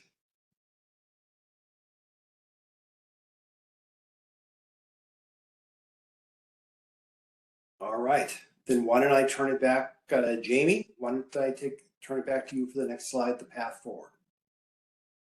And Sarah, thank you for putting that in the chat. We'll look at that as well. All right, so what's next? Most immediately, we'll be providing a public webinar on August 12th to solicit additional input on our pilot study. And then as we previously mentioned, we are currently in the design and planning phases of our study. And so we will take all of this input and we'll continue basically to put that into our design as we continue with the pilot study. And then we'll start transitioning into our executing phase, which we anticipate completing the pilot study in about April of 2025. And then as we talked about, we will be submitting our study, so the results of this study, on May 15th, 2025. And then separate but concurrently with the submission of our pilot study results, we will be submitting a vulnerability assessment filing on May 15th. And then lastly, to finish the process, we'll be submitting a white paper by July 15th, 2025. So here is the dedicated email box that you see at the bottom. We can put that in the chat too, if that's helpful. But this is really valuable input. And so we thank you for your time and input. And with that, I know at least Sarah had an additional question she wanted to ask, but we're open to any other questions that you have at this time. Yeah, thanks, Jamie, Jill, and Scott for that. Before we turn back to further DACAG discussion, I'd like to just first turn to see if there's any public comment on this item before we come back to any additional discussion or questions here. So, Sarah? Thank you. DACAG now welcomes public comments on this item. Comments are limited to 3 minutes and 1 speaker per organization. We'll show a timer on the screen and alert you when your time is up. All comments will become part of the public record. Please let us know if you would like to make a comment so we can call on you. For those on WebEx, use the raise hand feature that looks like an open palm. For those of you joining by phone, press *3 to raise your hand and then press *6 to unmute. For anyone in the room, please raise your hand. All commenters should spell your name and give your affiliation for the record and share your comment. Are there any public comments on this issue, on this item?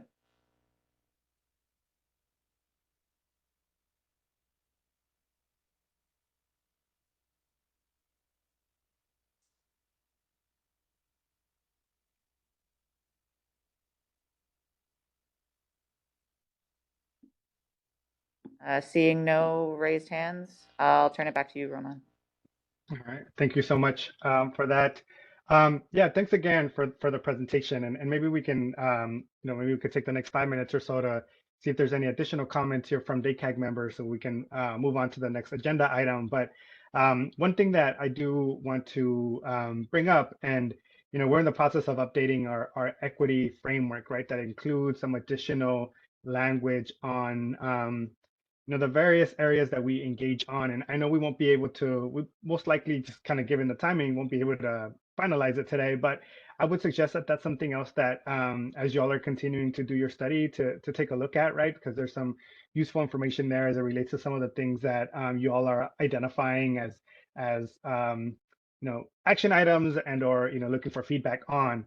But there's two things I wanted to kind of bring up as part of that, right? Like the first one around the clean energy investments and the citing of microgrids and hydrogen, right? And I know there's still future you'll have this public workshop and then future engagement on it. But one of the things I heard was the evaluation of future locations, especially in DVCs, and how do we make sure that we are potentially avoiding when possible, right, to put these in communities, right, where we know they're already highly impacted, and then creating potentially another source of impact by including one of these, maybe not so much a microgrid, but we think about hydrogen and storing locations for that. It's been a lot of feedback on that, and even thinking about the source that's being used for, whether that's clean and renewable or green, right? And so thinking about that and how to make sure that your white paper or document that you end up putting together reflects some of that feedback that communities have given back around the role of hydrogen and the location of storage and all that, as something that I think could look further into. And then in regards to the air quality section, or even you thinking about clean energy investments, like you mentioned early in the presentation around coordination with AB 617, and I think that's one thing that I've been continuing to raise as something that everyone should continue to do, given that a lot of these AB 617s have developed their community emission reduction plans that outline what priorities they have and how they would like to see investment happen. And so as far as that can continue, I think that's something else that you hopefully can continue to do so, but then even thinking about whether there's a potential for outreach efforts to happen within those advisory committees that are meeting kind of on a monthly basis to talk about all these issues, not all these issues, but issues that are related to their CERT. And then lastly, just thinking about outreach and education, I think, I appreciate wanting to really help streamline the asks, because there are a lot of asks of communities, right, to engage, but also thinking about helping streamline and continue to compensate, right, for those efforts if more gets added to those opportunities, so that community partners and even community members that are participating are able to adequately be compensated for their time in participating in outreach and education efforts. So those are just some top line comments that I have so far, but I'll look to others to see if there's anything else they would like to add. Elena, go ahead. Oh, I just want to say I tried to send over a map that we already have made of wildfire smoke exposure and disadvantaged communities to the email address provided, but it bounced and said that we only accept messages from people in its organization or on its allowed senders list. So I put it in the chat. Oh, Elena, thank you. I'm so glad that you brought that to our attention. So we'll get that fixed right away. Obviously, Thank you for putting it in the chat. Yeah. Thank you. And Roman, thank you for your feedback. I can see you're very knowledgeable about clean energy investments. I did review the DAC's equity framework in preparing for this workshop, and I saw the targeted investments specifically for clean energy and your commitment to clean renewable hydrogen, and the potential siting for these clean energy investments in disadvantaged communities, and looking at the potential air quality benefits by replacing fossil fuels with clean renewable hydrogen microgrids is something I think that would be very interesting to be within scope. Thank you. Of course, Sanai and then Sarah. Thank you. I think I know one of you just asked about if there are any tools that we can recommend. And I know you use environmental CalEnviro screen. There's a new version of the Community Environmental Justice Mapping tool from EPA. It's called EPA EJ Screen 2.3. It's really powerful if you want to give it a try. Thank you. And when you say EPA, do you mean Cal or US? US. Thank you. We'll do that.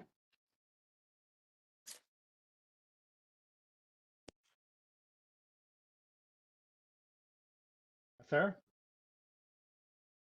Yes, I think you already kind of summarized my thoughts on hydrogen, but I just wanted to raise the concern. I'm not sure if this is part of the same project that you're discussing, this action plan, or what this is called. But I have heard about a pilot that's planned to happen in Orange Cove with blending hydrogen and using it in their homes, I suppose. And so I know that we've heard concerns from that community, and that was supposed to be a SoCalGas project. And just wanted to raise that again in case you weren't aware that there's concerns. Thank you, Sarah. That is a separate proceeding. I think you probably are familiar. It's a joint proposal amongst the utilities for blending pilots. And that would be separate because that would be blending hydrogen into the existing natural gas infrastructure. What we're looking at, I believe, are pure, clean, renewable hydrogen infrastructure projects for this.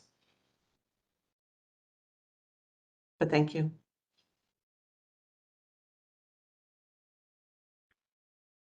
All right. Any other comments or questions? All right. Seeing none. Well, thank you to you all for the presentation and the discussion.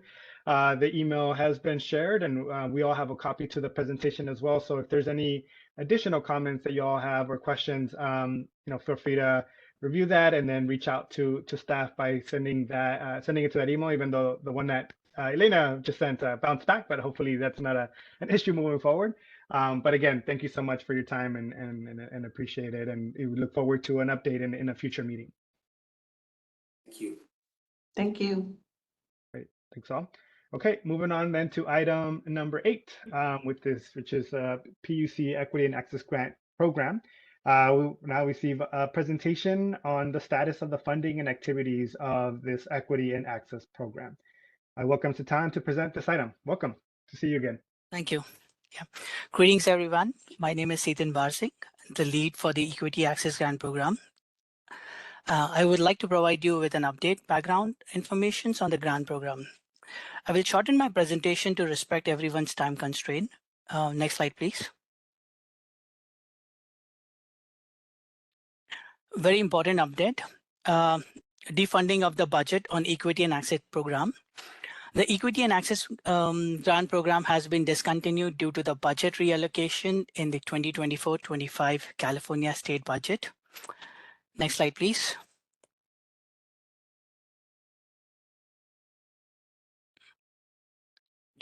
The primary purpose of the public participation grant account is to encourage increased involvement of community-based organizations and tribes in decision-making processes by the California Public Utilities Commission. To qualify for the grant, the applicant must provide evidence of their participation in the CPUC activities that contributes to the development of proceedings and programs. This may include involvement of working groups, panels, focus groups, for which they will be compensated at the rate of $150 per hour. The grant details a total funding of $100,000 was allocated, with specific limits to ensure board participation of $15,000 per organizations. A tribal reserve of $9,677 was allocated. Out of 11 applications received, 6 were successfully awarded funding. Next slides, please.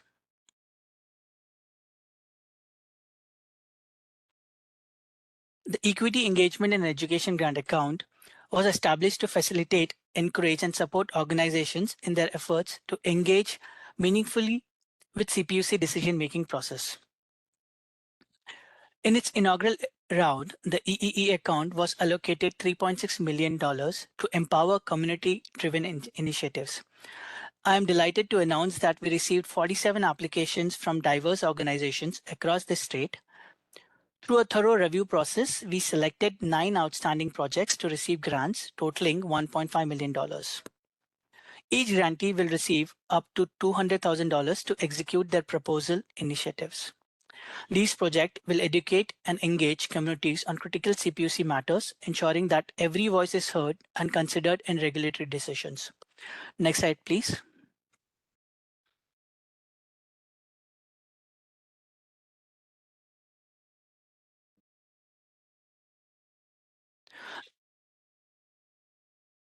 The core of EE account is capabilities to strengthen the marginalized community. We do this by providing organizations with necessary resources and support, thus enhancing the voice of encouraging more balanced decisions with CPUC proceedings. The 9 awards will support advocacy, training, outreach program in their respective counties.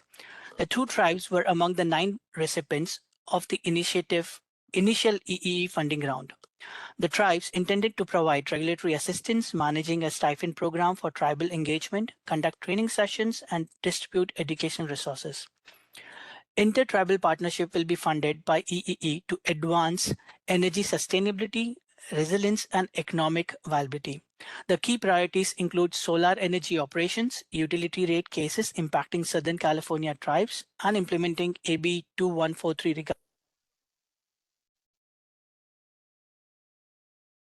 Next slide, please.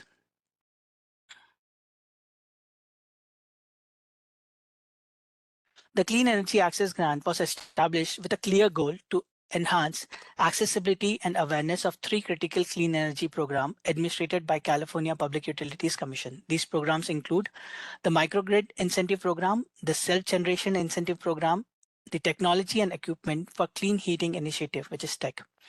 The application for clean energy access are tasked to demonstrate how the proposed project will first improve access to CPUC clean energy programs. Second, educate communities about the benefits and opportunities provided by these initiatives.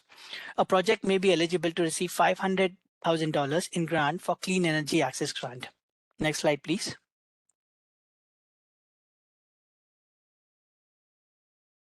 A total of $5.7 million was allocated for the Clean Energy Access Grant, with specific focus on supporting underrepresented communities.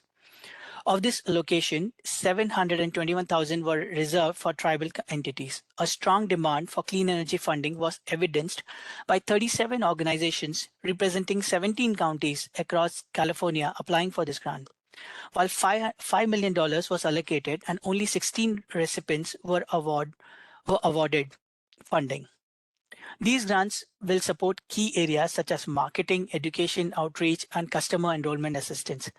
Recipients will utilize the funds to support workforce training, design microgrids, coordinate program activities, ensuring efficient and effective implementations of clean energy solutions.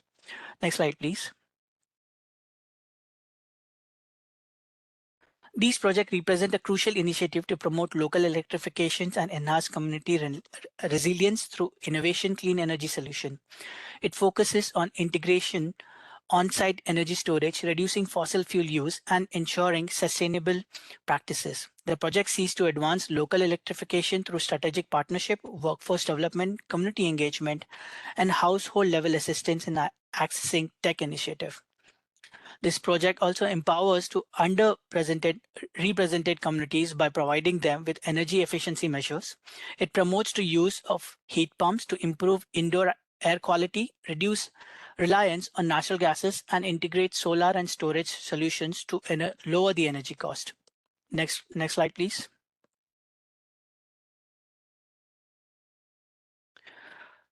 As the project is in its initial stage, no status report or project outcomes are currently available. However, a grant agreement was executed with the awardees approximately 6 to 8 weeks ago. Next slide, please.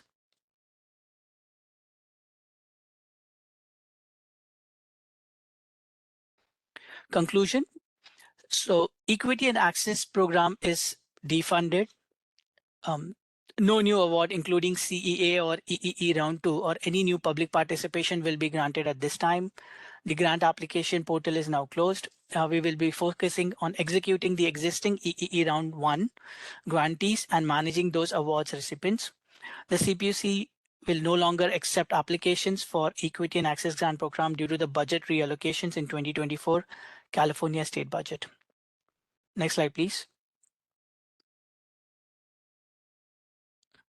If you have any queries regarding the Clean Energy Access Grant, EEE or public participation grant, please feel free to email us. And to conclude, I would like to thank each one of you to joining us for today's presentations on Equity Access Grant Program. Thank you so much. Yeah, thank you so much for that presentation. Before we move on to a DACAG discussion, we'll first turn to see if there are any public comment on this item. Thank you. DACAG now welcomes public comments on this item. Comments are limited to 3 minutes and 1 speaker per organization. We'll show a timer on the screen and we'll alert you when your time is up. All comments will become part of the public record. Please let us know if you would like to make a comment so we can call on you. For those on WebEx, use the raise hand feature that looks like an open palm. For those of you joining by phone, press *3 to raise your hand and then press *6 to unmute. For anyone in the room, please raise your hand. All commenters should spell your name and give your affiliation for the record and share your comment. Are there any comments on this item at this time?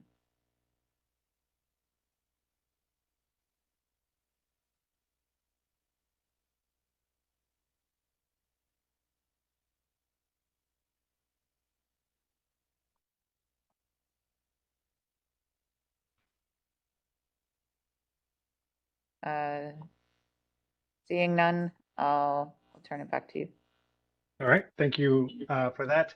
All right, well, let's now turn to DACAG comment. Go ahead. Start with tonight. Hi.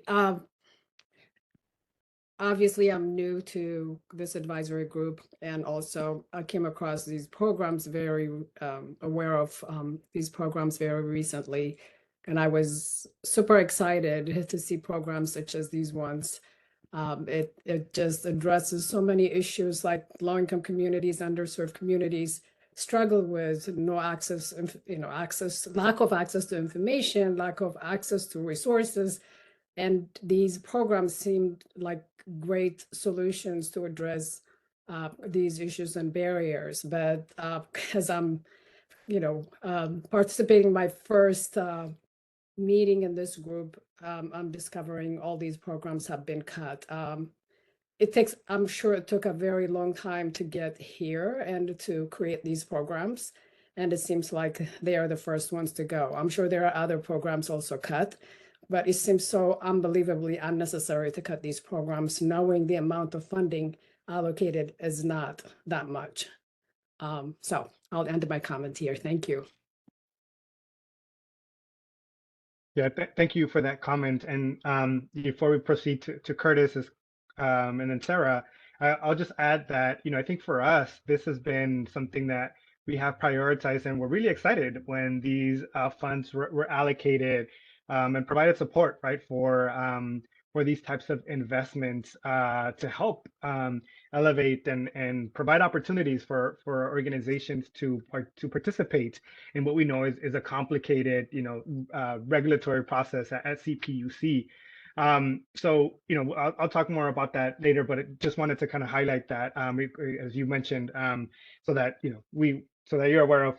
It's been something that we've been engaging for, I think, for since this was announced as a budget allocation and then implementation. So yeah, I think we're all, I'm not going to speak for everyone, but definitely disappointed in seeing that there is no new funding for this, but I'll add additional feedback in a minute, but I'll first turn to Curtis and then we'll go to Sarah. So yeah, hey, quick question. When I looked at your presentation on page 44, for the first round for the EE grant, I saw that no awards were given in Los Angeles County. And, I'm just curious, did the committee or did people catch that? Satan? Not sure, actually, to be very honest, how to answer that, because the number of applications which we received was from different, different counties.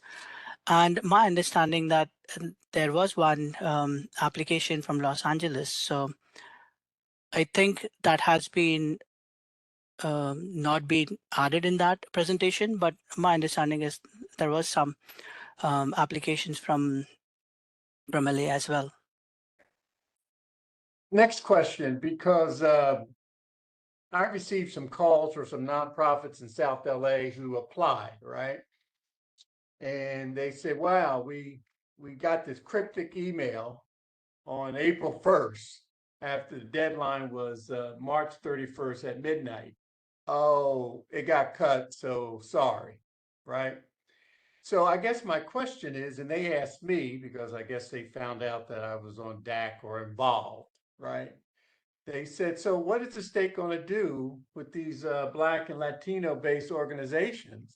They kind of felt kind of screwed, to be honest. And they said, so are they going to keep our applications in hold and consider us for the next year? Or when money gets released, we're going to have to spend all that time again to redo the applications? So what would you tell community folks? So at the moment, the applications are on hold. We have all the database information with us. If we have funding for the next round and we have the same eligibility criteria, we are definitely consider these applications. And we are going to inform all the applicant that the rounds will be open for the applications.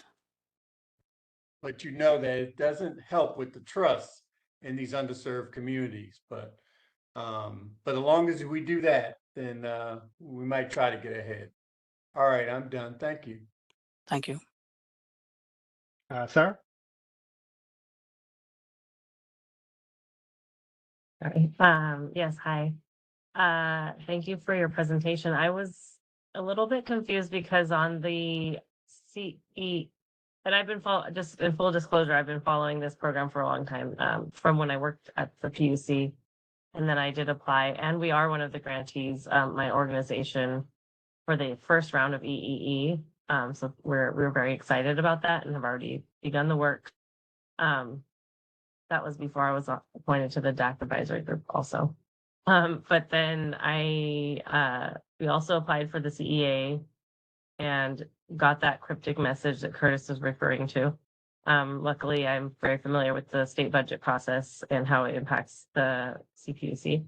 I was, I guess, just a little bit disappointed that we had not been made aware that this was because there's a lot to track in the governor's budget proposal and the legislative in that whole state budget process.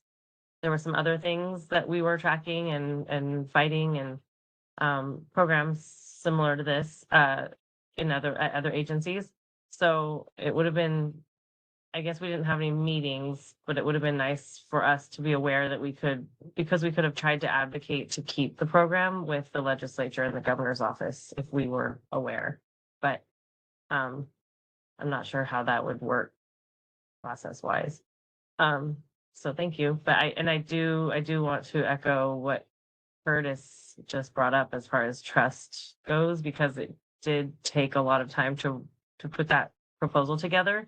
And I did it, and I had to choose between that one and a different one. And now I'm thinking I should have spent time on the other one because I probably had a better chance of getting it. So thank you.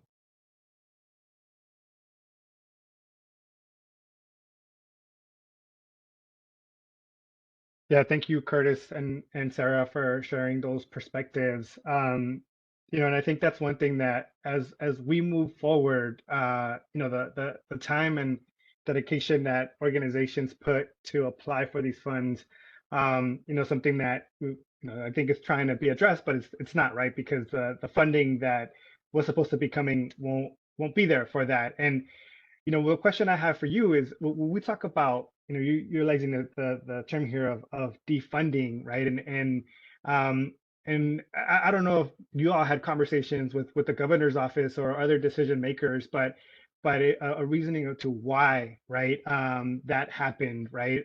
Why, was it because funding wasn't spent quickly enough, and or I know we're in a budget deficit, and I think the decision makers were in a tough position to make cuts and delays, but this was a pretty significant cut here that happened.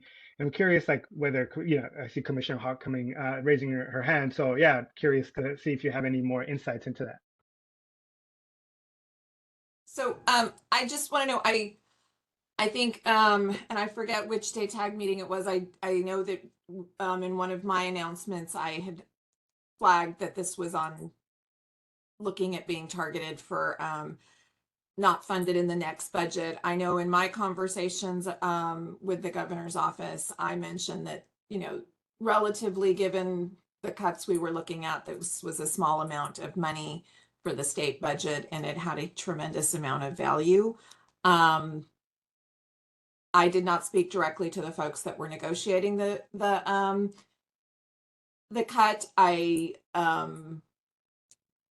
do think that the commission, or at least to the extent my office was able to try to advocate for this in a number of different meetings with community groups, mentioned that this was being proposed to be cut.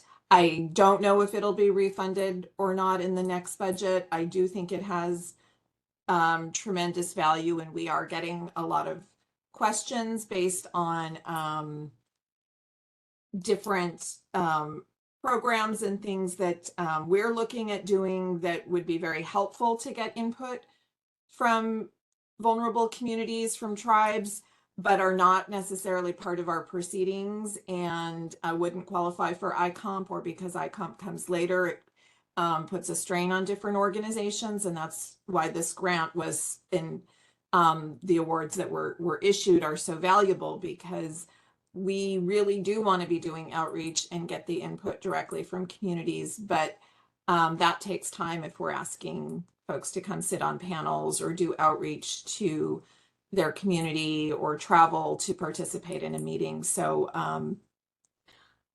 I don't have the answers as to why this was specifically cut, but I understand all of the concerns that you're stating, and I share those concerns. I think we are looking at, where there may be possibilities, while still being cautious of the fact that money we have, this was general fund money that we would have may end up being ratepayer money. So we're trying to balance those issues, but also looking at where there may be options and synergies to see how we can provide support where we can, and to just maybe to continue to have this discussion as we see where things are next year with the budget.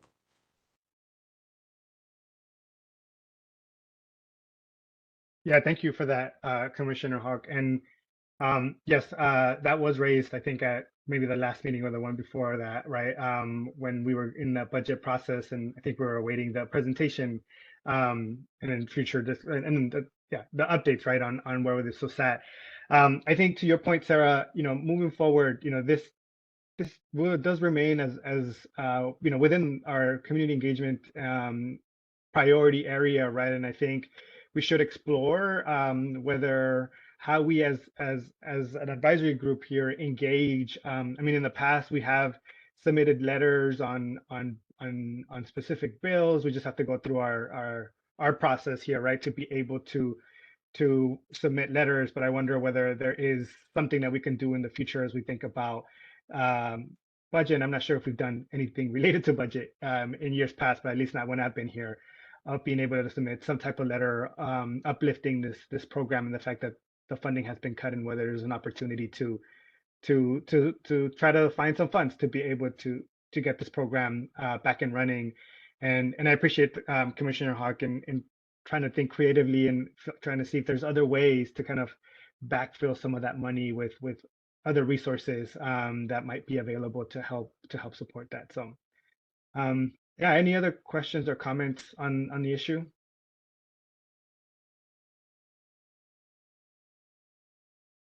All right, well, hearing none, thank you so much for the presentation and the information. This is something of, like, as I said, of interest to us, and so I know we'll definitely continue dialogue here and figure out how we could potentially bring some of those resources back so that the programs can continue to operate. So thank you. Thank you, Ramon. All right. Okay. Doing a quick time check. We are at 3:45, and we have multiple agenda items here. So what I am gonna recommend we do is that that we do discuss item number 9 on summer reliability. Maybe spend 10 minutes or so on this agenda item. And maybe it's just a quick overview of what's in there. And then, because there was already a workshop earlier this month on it, we can go back and look at that on our own, but maybe we can get some quick highlights for item number 9, since staff has been here waiting. For item number 10, which is the equity framework, I'm going to punt that over to the next month, and I'll get into that after we discuss item number 9. But then hopefully give us time to finish off the remainder items, which are just more updates. And what I'll be asking for folks is maybe if we can, stay on for maybe 10 minutes past 4 o'clock to be able to kind of finalize the remaining items that we have. Does that sound good to folks? All right, seeing some head nods. Then we'll move into item number 9, which is the presentation on summer reliability. And I welcome Liz to present on the item. Thank you so much for waiting this long. And like I said, maybe instead of maybe doing the entire presentation, maybe we can just focus in on some highlights and what you think, are what we should be focusing in on. Yeah, I can try to. It was nice to have time blocked to get some things done this afternoon. So no problem at all. And I will try to do the brief summary of this. But good afternoon, everyone. Liz Gill, I'm the Reliability Analysis Branch Manager in the Energy Assessments Division at the CEC. So I'm going to provide an update on the summer reliability outlook. And this presentation is really based off of the workshop that we held on May 28th. So if you're interested in more information about this, you can access all of the workshop presentations from the event page on the CEC website. And then within the next week or two, we'll actually be issuing a report that's going to review much of the same content that I'm going to go over quickly this afternoon. Next slide, please.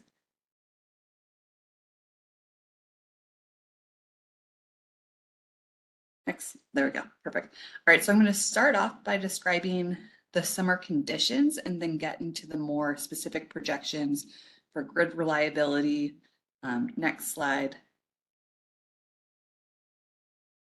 So there's a few critical variables that we track that inform our summer outlook and how we assess what we anticipate could be impacts on the grid.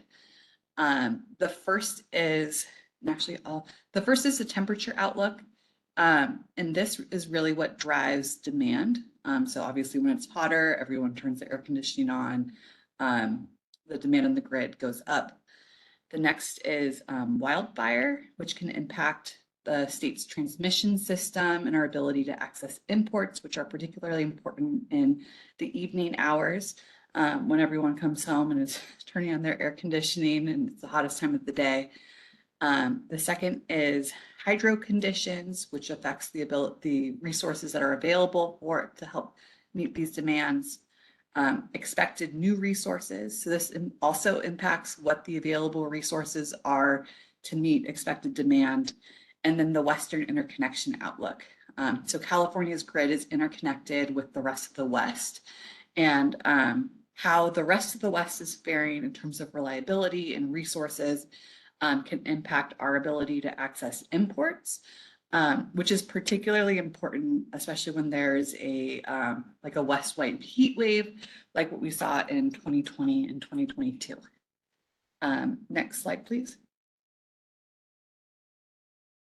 I'll go through these variables pretty quickly. So the first is the seasonal temperature outlook.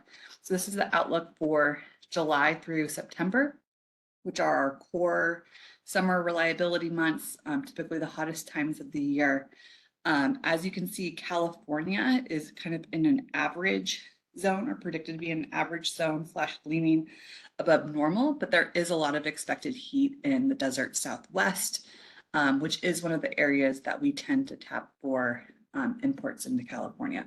And so that has some indication that imports could be tight outside of what's already contracted with the utilities. Next slide, please. Right, as far as wildfire outlook, we are generally trending normal to above normal across the state. It kind of varies based on the time of year. You can see these red zones are where the wildfire risk is above normal.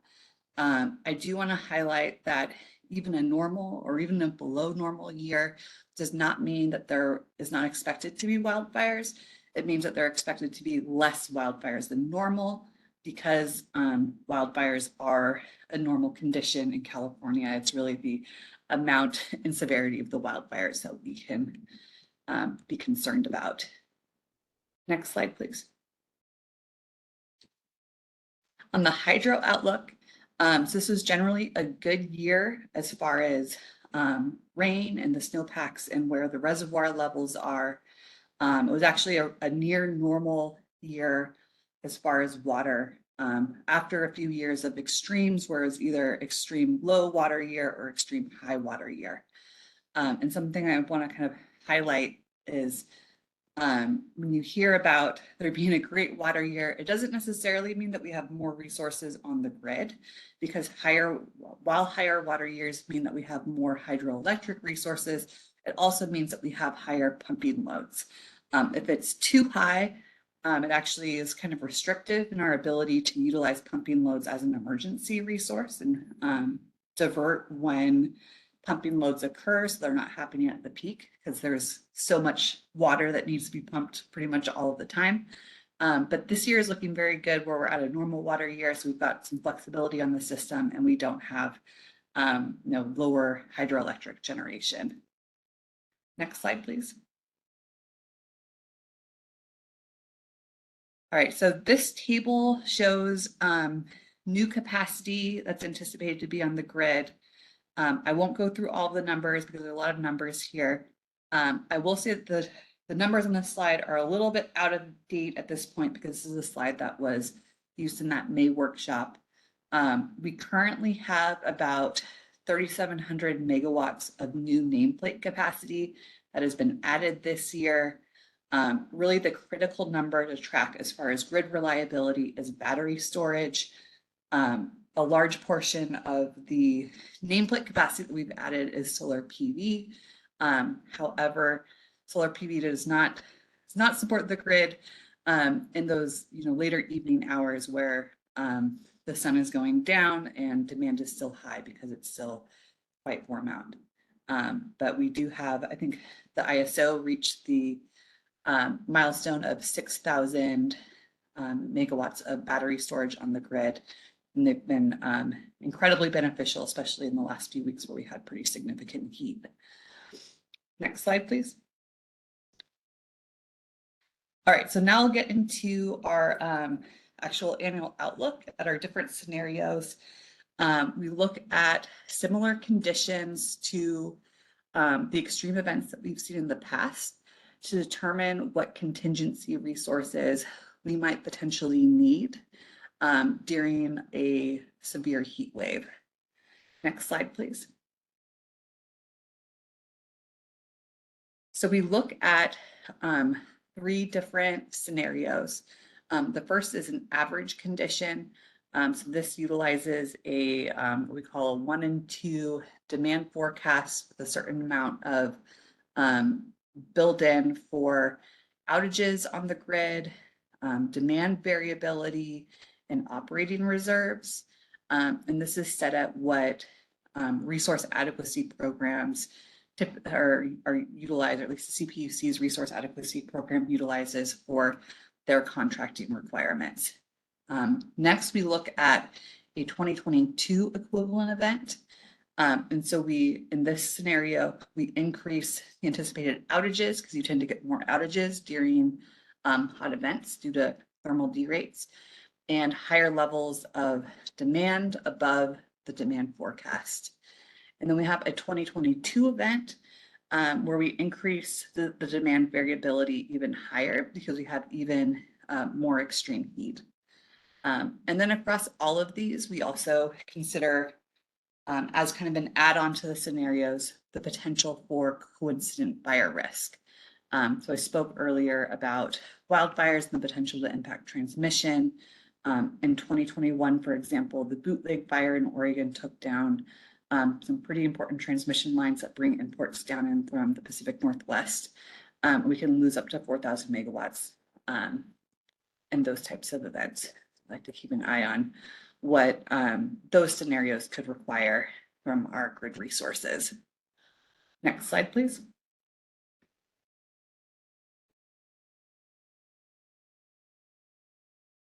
All right, so there is a lot on this slide. I'll first point us to this table that's in the bottom left. It describes the different scenarios that we run to look at the grid outlook. I just described what the different demands are, or the equivalent heat events that we look at across each of these. We also look at what the impact of supply delays would be on our need for contingency resources. So we have a lot of resources that are coming online right now. There's been very significant procurement orders that the PUC has issued over the last couple of years. And as they come online during the summer, we want to understand what the impact for those resources coming on late could be for the real-time reliability situation. So in this table, a negative number indicates that we have a need for contingency resources. So you have the need for, so you could see a potential shortfall, and I'll talk about the contingency resources after I get through this. And then a positive number means that we expect that we would have enough resources in that situation. So typically September is the tightest month across the board. You can see that we have some negative numbers or potential shortfalls or need for contingencies for a 2022 equivalent event from a either no supply delay all the way through, of course, a more severe shortfall if there's a 40% supply delay. And then none of these scenarios that are shown here account for a coincident fire risk. So if we were to experience a catastrophic wildfire that impacts major transmission line, there could be a need for an additional 4,000 megawatts of contingency resources, which would create a need for contingencies in pretty much every situation across the board, except for in quote unquote average conditions with no supply delay. And so that's something that we like to plan for. Next slide, please. All right, and so this slide compares to past summers. So the table shows kind of in the top section, the total forecasted demand. The next section shows the total resources that were included in our stack analysis. And I guess I didn't describe the resources that are included in the stack analysis. It's effectively steel in the ground in California with an assumption about the number of imports that California can access.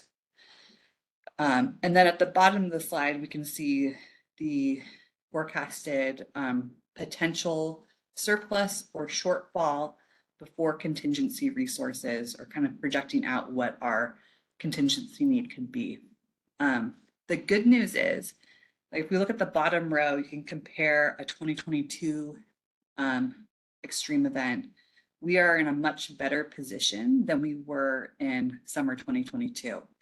If we do the projections in summer 2022, we are looking at about the equivalent of a 7,000 megawatt contingency need. I think everyone remembers getting the text alert on their phone during that event. This summer, we're in much better shape should a similar condition to that event in 2022 happen, and we're looking at a minor shortfall, assuming that all resources come online in time. And of course, if there's any delays to resources, it'll increase a little bit. But we have talk about contingency resources in a moment, but we have a number of contingency resources to meet that need. Next slide, please. And apologies, I just realized I'm probably not giving the shortest presentation. Next slide, please. So we plan for several types of emergencies. We plan for sudden onset, so loss of imported energy very suddenly, and then slow moving events such as like a heat wave. And then I guess you can reference this slide and kind of see the categories of resources that could meet each of these types of emergencies. Next slide, please. And then this is a summary of the state's contingency resources. We have the Strategic Reliability Reserve, which is incorporates 3 programs that were authorized by AB 205 in 2022. We have DWR Strategic Reliability Reserve. These are utility scale resources, largely gas plants that have been planned for retirement and kind of held in reserve, and so they don't operate unless there is an emergency or an anticipated emergency. CEC's Demand Side Grid Support Program. This is a demand response program. CEC's Distributed Electricity Backup Assets Program. This funds new DER resources. The program is still takes a little bit more time to get this program off the ground because there will literally be new projects that will be built that will be a part of this program. There are a few CEC ratepayer programs that contribute to our contingencies, and then we have a few non-programmatic kind of voluntary assets that can support during an emergency need. But overall, we're looking at about 4,500 to 5,000 megawatts of contingencies available to the state during an emergency. Next slide, please. All right, and yeah, apologies for not actually giving that short of a presentation, but I hope it was informative. I'm happy to take any questions, and then I can always answer questions via email if folks have them, and we have the workshop slides and recording available on the event webpage. Great. Thank you, Liz, for that presentation. And that's all right. I think all of this was really great information, and I actually appreciated you walking us through the various slides. Before we go to DACAG comment, let's see if there's any public comment on this item. Thank you. DACAG now welcomes any public comments for this item. Comments are limited to 3 minutes and 1 speaker per organization. We'll show a timer on the screen and we'll alert you when your time is up. All comments will become part of the public record. Please let us know if you want to make a comment so we can call on you. For folks on WebEx, please use the raise hand feature that looks like an open palm. For those of you joining by phone, press *3 to raise your hand and then press *6 to unmute. Anyone in the room, raise your hand. All commenters should spell your name and give your affiliation for the record and share your comment. Are there any comments on this item?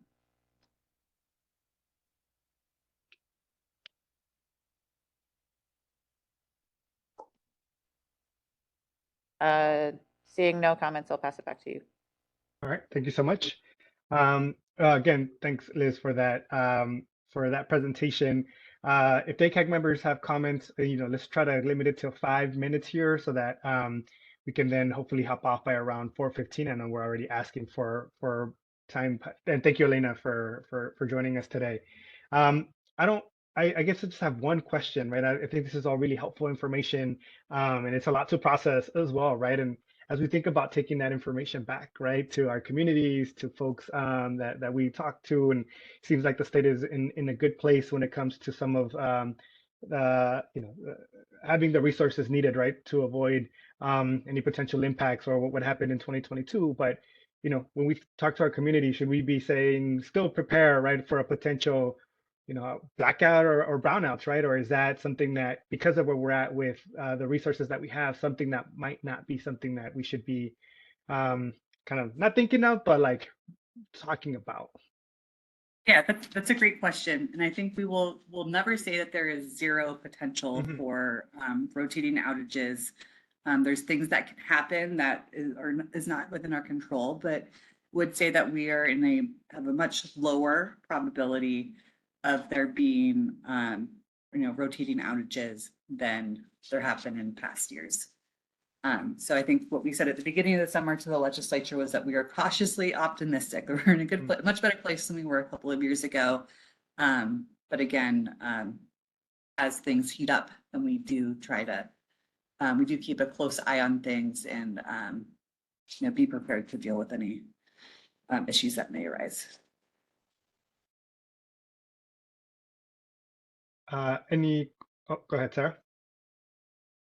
Yes, my question is on, I think there was one of the slides you had a projection and you said we're like pretty good for most months except for September. And I was wondering what is and that seems like it was for not just this year, but like normally that's like the trend.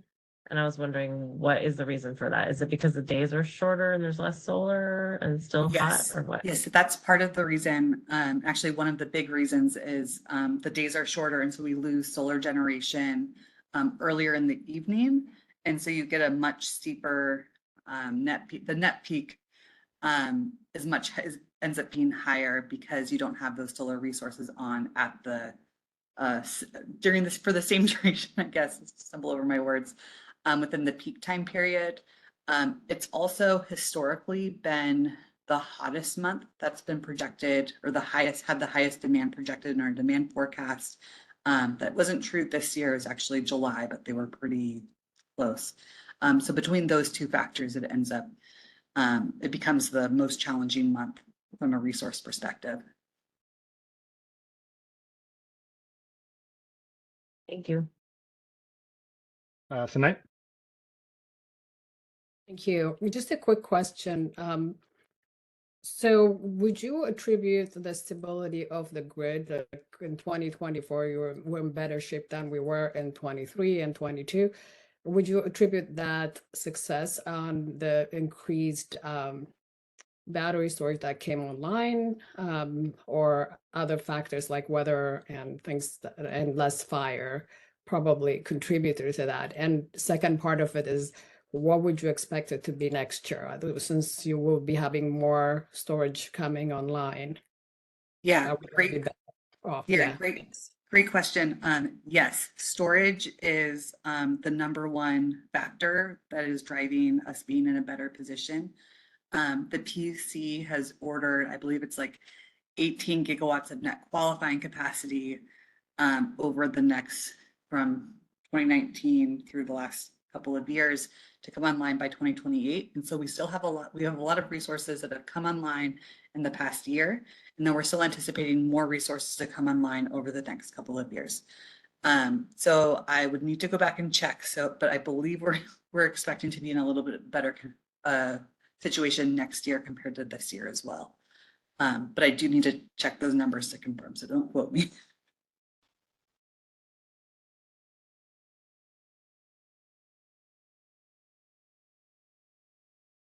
Great. Well, thank you, Liz, again for the presentation and for your responses here. Yeah, for everyone else, if there's anything else, you have Liz's contact information or all the other slides, and I think recording are posted on CEC's website on this. So thanks again for your time. Thank you. All right, moving on then to the next few items. Here, I'm going to try to go a little quick here so we can respect everyone's time. So for item number 10, which is the equity framework, we will be postponing the discussion and vote on approving the update to the DACAG equity framework update. What I will ask though of folks is that you do review the final draft. Tonight, I know you just joined, so hopefully in this next month or so, you'll be able to review updates that are there, and then for our next meeting, we'll have an opportunity to discuss and then hopefully approve the update to the equity framework. As far moving on then to item number 11, which is DACAG member updates and priority areas, I will also be postponing the discussion on this one and punting any of the updates here until our August meeting. And then moving on to item number 12, which is DACAG LIOB update. This will also be, I will also then postpone this one for any updates until the August meeting. And moving us to item number 13, which is CEC and CPUC staff updates.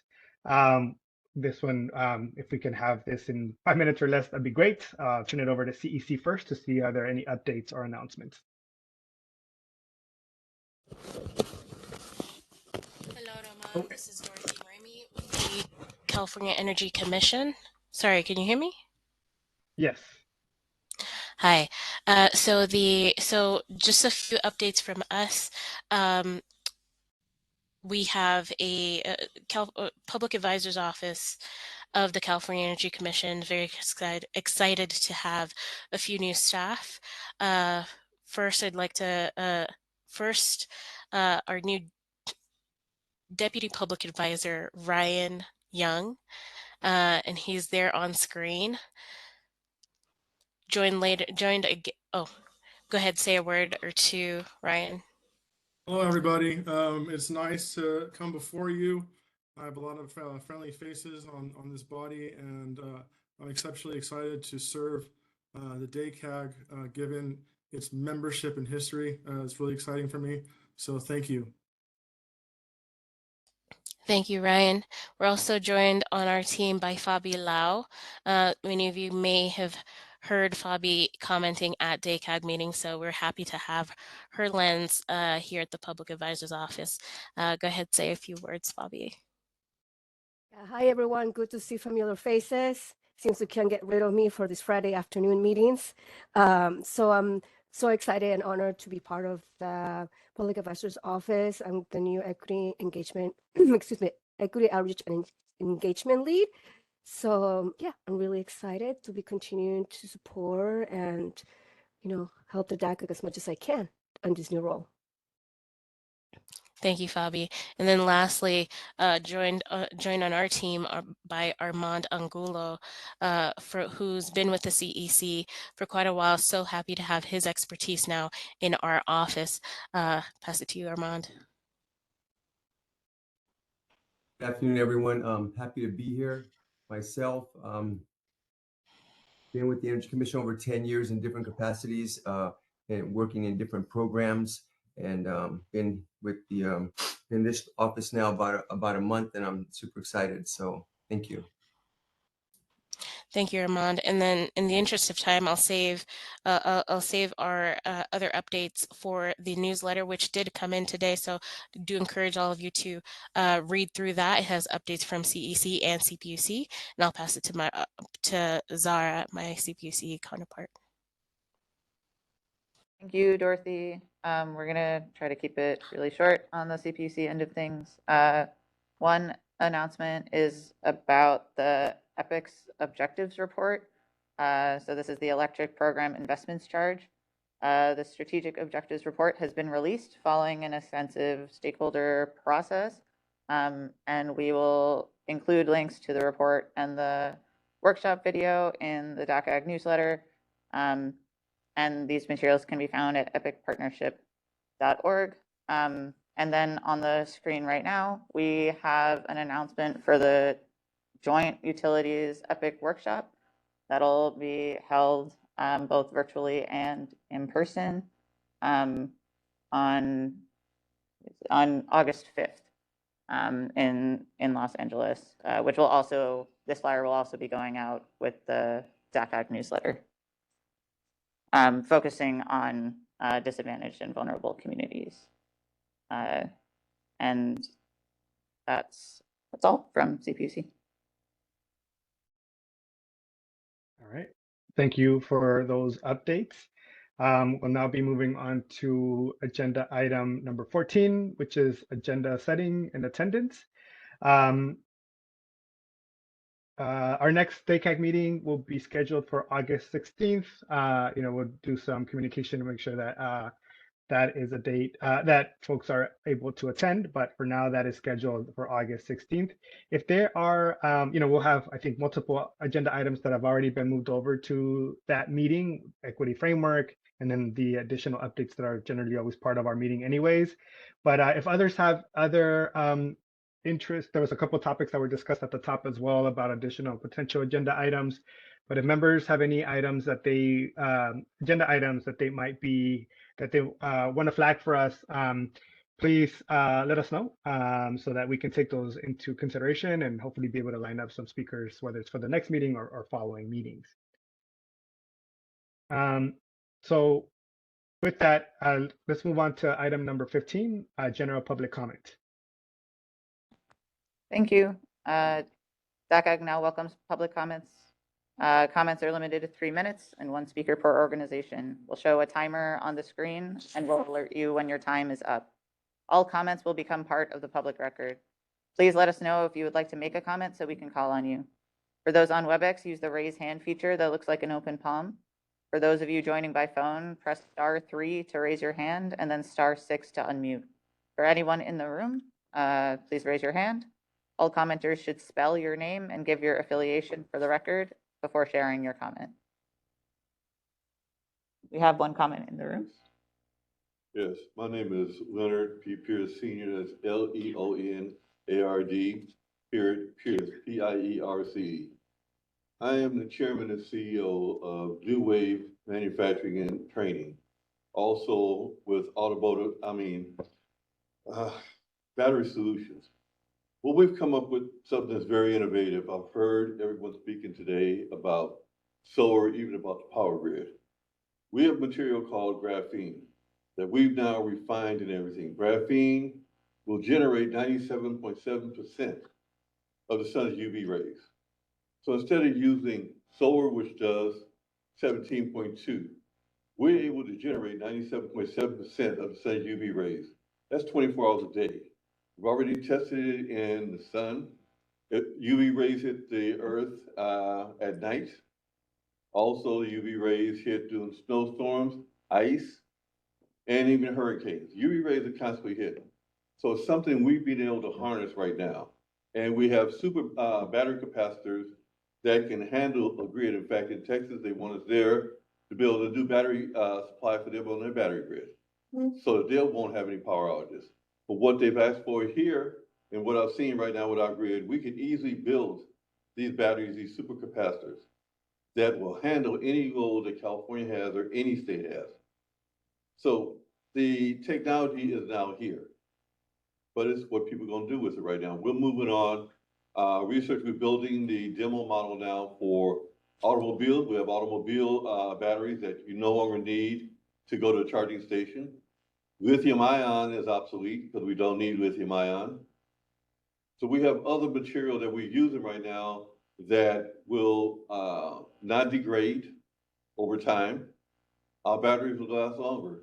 Our batteries have been tested to go to negative 120 degrees, below zero. And the highest we put it is 1200 kelvins, which is the temperature of the sun. So this is new technology that is here. But the thing is right now, I understand now California is broke and there's not too much they can do. But we're moving forward with our research. And eventually in time, hopefully we can do business here and help with the battery grid and electrical problem because it's totally clean energy that we have. All right. Thank you. Before you leave, sir, can you please restate your name and affiliation for the WebEx? My name is Leonard P. Pierce, Leonard P. Pierce Sr., Pierce Sr. And my company is New Wave Manufacturing and Technology and also Battery Solutions. Thank you. Next, we have a raised hand from Cynthia.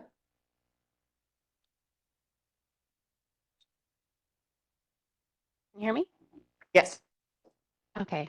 Hi, good afternoon, everyone. I'll be real quick. I just wanted to extend a personal offer of the Joint IOU EPIC workshop. I am Cynthia Carter from San Diego Gas and Electric. I manage the electric program investment charge for San Diego. And it's going to be a great topic. And I'm going to put some little links in the chat for you all to join. And if you have any questions, feel free to reach out. Thank you. Thank you. Do we have any other public comments?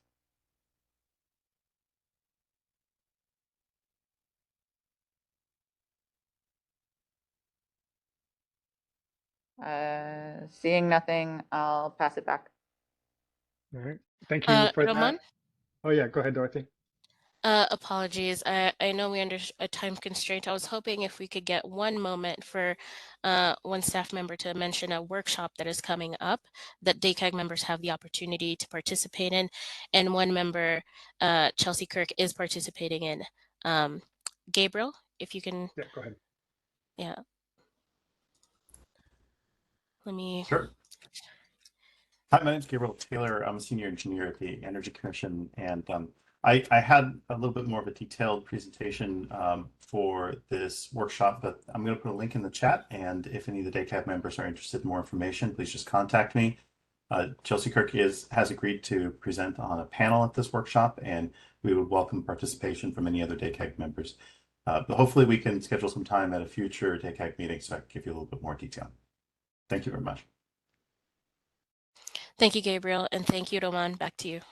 Yeah, thanks, Gabriel, and yeah, thank you for sharing that link. And apologies here for not providing that space, but definitely talk to staff here to see how we can hopefully have you back to give us more detail on or give us the presentation that you're planning on giving today. So, thank you. Right.